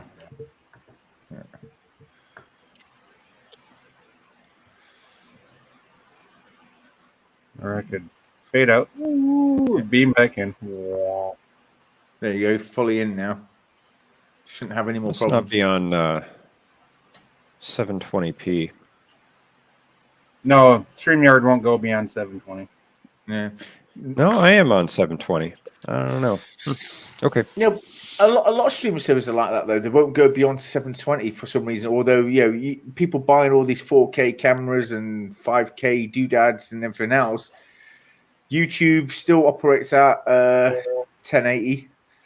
And yeah. That's why I said if you get anything beyond a 720p for a camera, you're just wasting your money. The only reason I have the camera that I do, which is a Logitech Brio C922, is for the low light options because I have zero natural light coming into my living room area, Okay. and I only have one light way back there on. One little Well, light. your green screen's pretty good for only having that one light. Yeah. Thank you. And that's why I bought this camera, was because of that. Well, I'm just Now, using the built-in. I'm just If using you the have built-in camera. natural, and I said this in one of my videos, if you have natural lighting in your house, don't be afraid to go with a cheaper option camera. The only reason I got this camera was because of the fact that it has great low light. And it does all this. Well, my 4K is actually built into the phone, so it just came with the phone. Well, I have a cheap Samsung Boost phone, so got a message from Gmail there. pretty sure it doesn't have 4K. Yeah, I've been waiting for a message from Gmail too, Conti. Have you? Yeah. Strange. Hasn't come through yet. I'm sure they'll get in touch with you when they need to. I'm sure. What are you Don't waiting worry. for a message on Gmail for? He's waiting for the questions and answers from me. Ah, I'm gonna So I can torture go him. in and change them. I'm gonna torture him. I'm gonna send him to him 1 hour are you before the gonna show add that starts. Scotty question? Oh Are God, you gonna don't do that to me. I got to work tomorrow. Jeff, are you going to add that Scotty question that we brought up tonight? Yeah, well, we'll it's add up it to in. him. We'll add it in. Why not? Might as well. We'll add it in. About the four fingers? Yep. It's lucky there's only 3 people watching, really, because people would be tuning into the question. I know that show. So, Well, all I know. unless you Zoe- unlist this, Zoe might watch it. Well, I hate to be the bearer of bad news, but more people might watch it if my ugly mug isn't up here. So No, you'll be fine. It's me. People don't like me. I seem to upset people somehow at some point.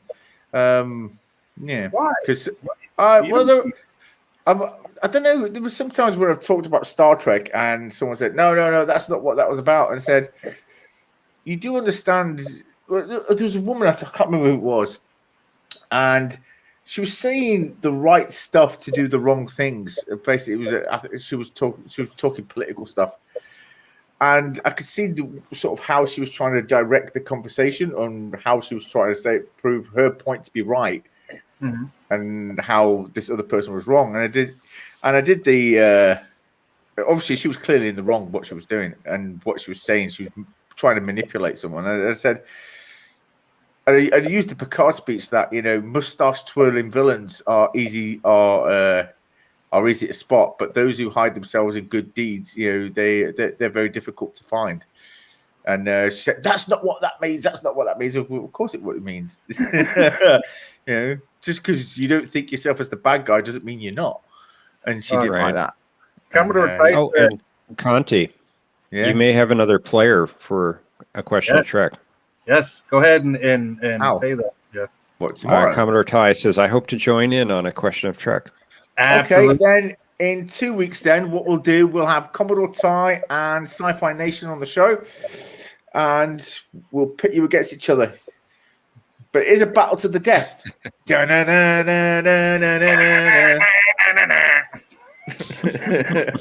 Yes, and I've got that music somewhere. You need to play it for that Okay. stream, Jeff. You need to play it for that stream.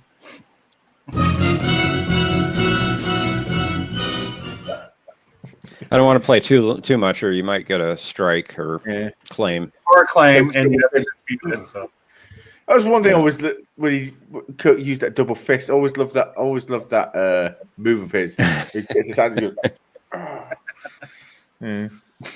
Once in the stomach, then once on the back like that.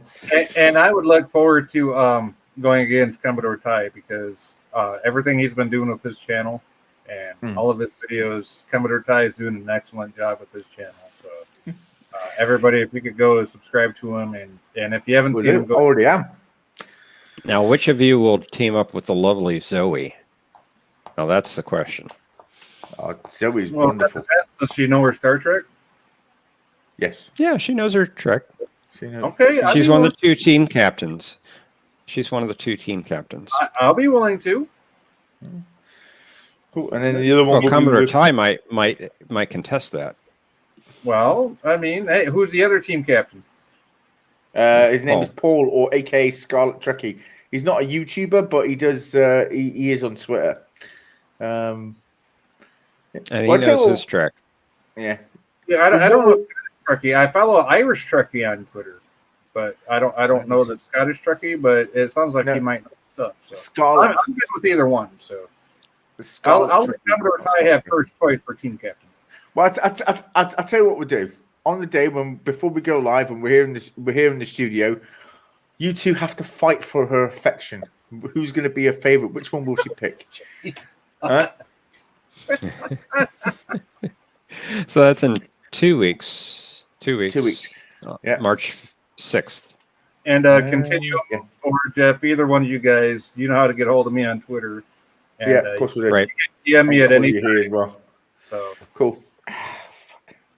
yes, my DMs are open. So either one of you guys can DM me and be like, "Hey Jay, this is what's going on. This is what we need." Before the show actually happens. So We'll do. go ahead. Yeah, get I'll send you the rules. I'll send you to, I think, Commodore Ty's on Twitter as well. I'll send him the rules as well. And He is. yeah, I'll send you both the rules and how the game works and how long before the show that we all meet up on here. And yeah. Well, if you want to know how the show works, just watch an episode. I did last week, and I actually love the format. It's a lot of fun. Yeah. I mean, I've tried changing it up a couple of times, but unfortunately, it never worked out as well. So I'll just keep going back to the old format until I figure out some, because unfortunately, eventually it will get a bit boring. So I want to sort of change the layout a little bit. Yeah, you take a little hiatus every so often. Yeah, I mean, Take a month or two off, Yeah, I could see you wanting to switch it up or just taking a break here and there.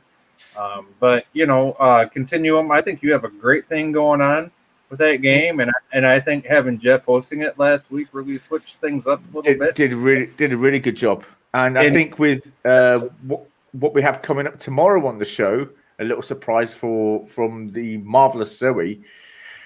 I think it will probably, it will improve the show. Immensely. Absolutely. And Commodore Ty, I love what she's doing. Commodore Ty put his @ Twitter into the chat. So cool. I'll get that Ty guy. I like that Ty guy. I think I follow you on Twitter, Commodore. And I'm going to throw my @ in just for good measure. Ty guy. Which one? Let me make sure I do. I think I do follow you, Commodore. So there's my Twitter. Ty guy. Yeah, we already follow each other.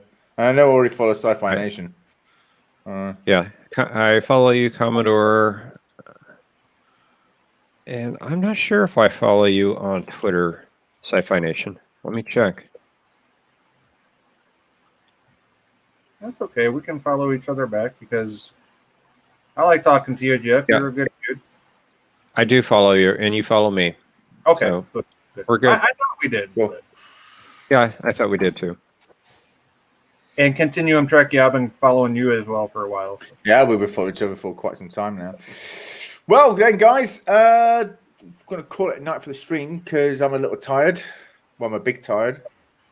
Well, it's only, 3:30 in the morning for you, is it? Yeah. Later, it's 4:30? 4:30. 4:30. 4:30. He's 6 hours ahead of me, yeah. So 4:30. Yeah, and I've still got stuff to do. I've still got some How come you're work. not on the soup? Say again?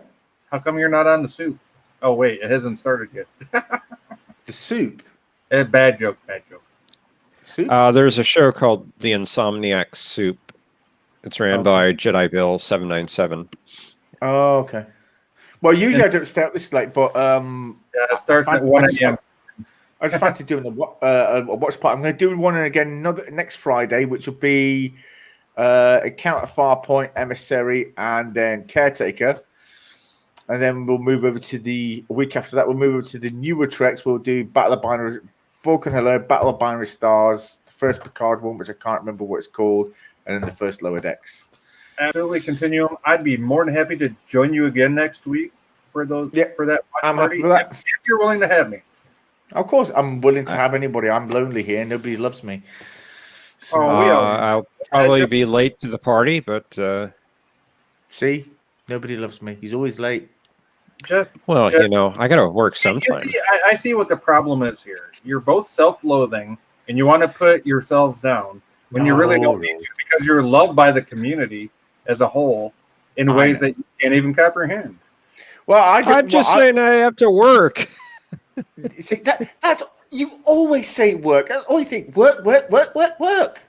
Give up about me. Jeff does work though. He works a lot. I'll give him that. I give you every Saturday evening, Conti. Well, maybe I'll want more, darling. But how about this? Wow. How about this? I'll open the watch party with Continuum, and then Jeff, you can come bail our sorry asses out. How about that? Well, I hope I can make it for the start of Emissary because I absolutely love Emissary. It's not a bad one. Well, I mean, I think Emissary was just one long episode where count and count of 5 points to 2-parter. So you probably I'll do it at the same time as well because you think they were originally broadcast as 1 2-hour story. Yeah, but it's still 4 hours worth of shows. So I think you caught the cage, didn't you? I caught the end of the cage.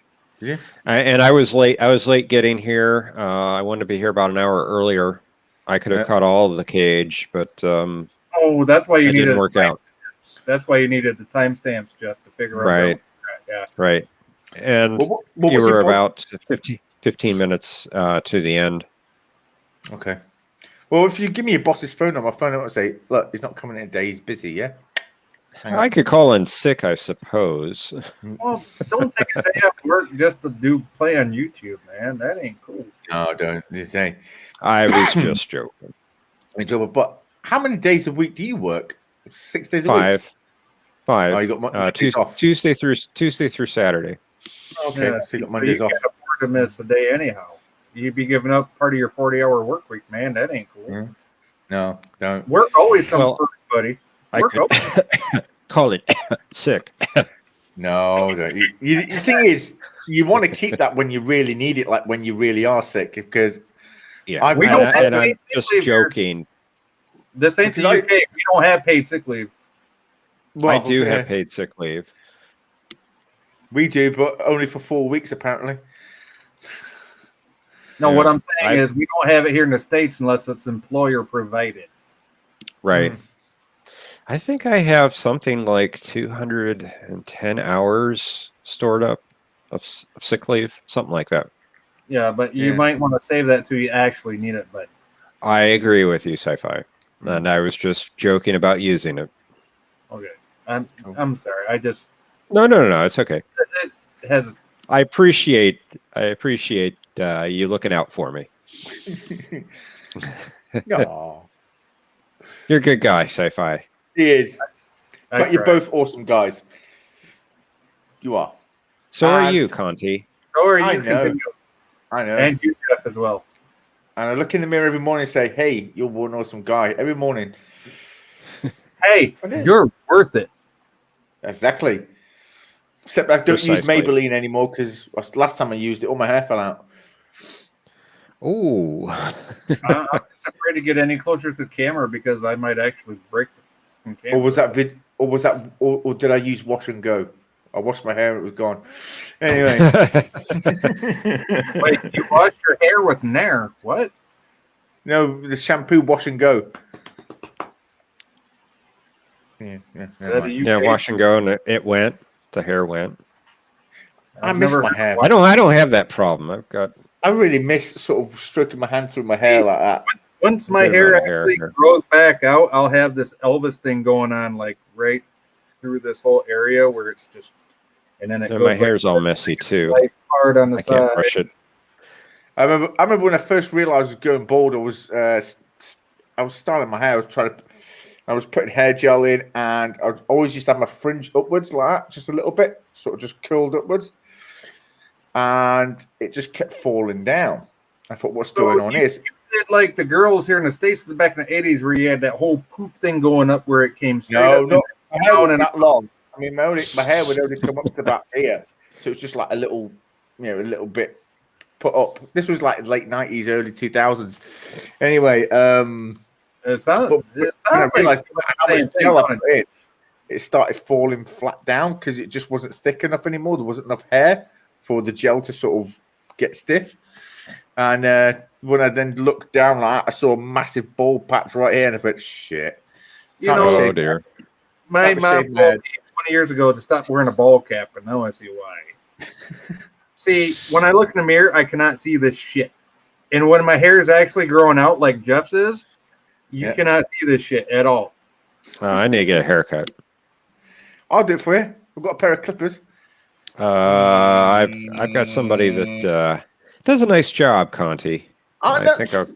He's not. I'm not saying you won't do a good job, but you're how many miles away? Oh, that's not a problem. I've got a transporter. 5,463. 5,463.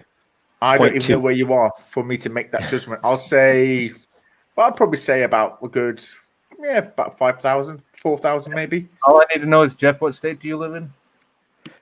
Texas. Texas. Pretty close. Wait a minute. Texas is a big state. Oh, I know. But let's say Dallas, Texas, right? You're in Dallas. No. I'm actually further west. Yeah, I was going to say a little more west.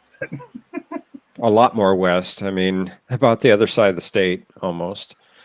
Remember, Texas is big state. Where is Texas going? Okay. So let's say you're almost on a Nevada border, ain't you? Fort Stockton? A little east of there. San Angelo.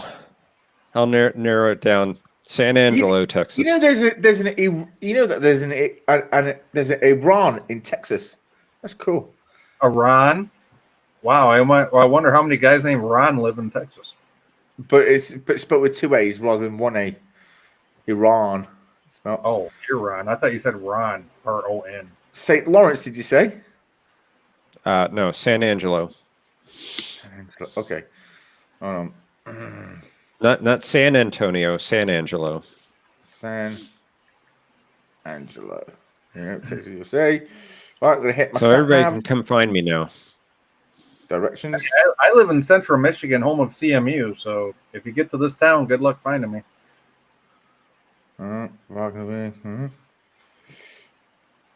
Can't find your way there. Okay, that's cool. That's great. My eyes are hurting, guys. I'm sorry. Yeah, no worries. It's okay. But you are. I mean, it didn't say. I can't get it done. Let's do it this way. For me to get to Dallas, it's about a 5-hour drive. That's how far away I am. Texas is big. And Jeff, you don't even sound like you're from Texas. Well, I'm not. I'm originally from Ohio. Oh, that's why you got the higher accent. Yeah, Midwest. I actually Eastern Midwest. Went to Ohio public school for a year, even though I lived a quarter mile inside the Ohio state line while my dad worked at the state prison in Adrian, Michigan. I went to Evergreen High School. And okay. God damn it, can't remember the name of the fucking town now. Yeah, it says directions not available. I don't know. Lyons, Ohio. Oh well, you can't find me. Sorry. Lima? Did you say Lima, Ohio? Lyons, Lyons. Oh, Lyons. Okay. And if you follow Lyons, Ohio, and take that road straight north, you're going to run into Michigan and go into Adrian, Michigan. Cool. But before that, you're going to come to Montmorency, Michigan, which is at the bottom of Michigan. And I lived in North Central Ohio. State Highway 120, Ohio, that goes into Lyons is the state route 120 that I lived on a quarter mile inside the Ohio state line. And I went to Evergreen High School. Gotcha. Okay. So if you're familiar with Ohio, that's where I lived for about a year of my life. Yeah, I roughly know where you're at. I live just south of Cedar Point, and you probably know where Cedar Point is. Sandusky, yeah. Yep, Sandusky. I did not live in Sandusky. I lived in Norwalk. Oh, okay. You're on the outskirts. Yeah. Yeah, well, there's some farmland in between. I know. Ohio basically is farmland or city. Right. Pretty much one or the other. Pretty much one or the other. Well, that's cool. Anyway, guys, I really need to go to bed because I'm tired, and yeah. So that's the end of the live stream. Thank you everyone for coming, and we'll see you all next time here in the continuum. Hi, everybody. Good night. Live long.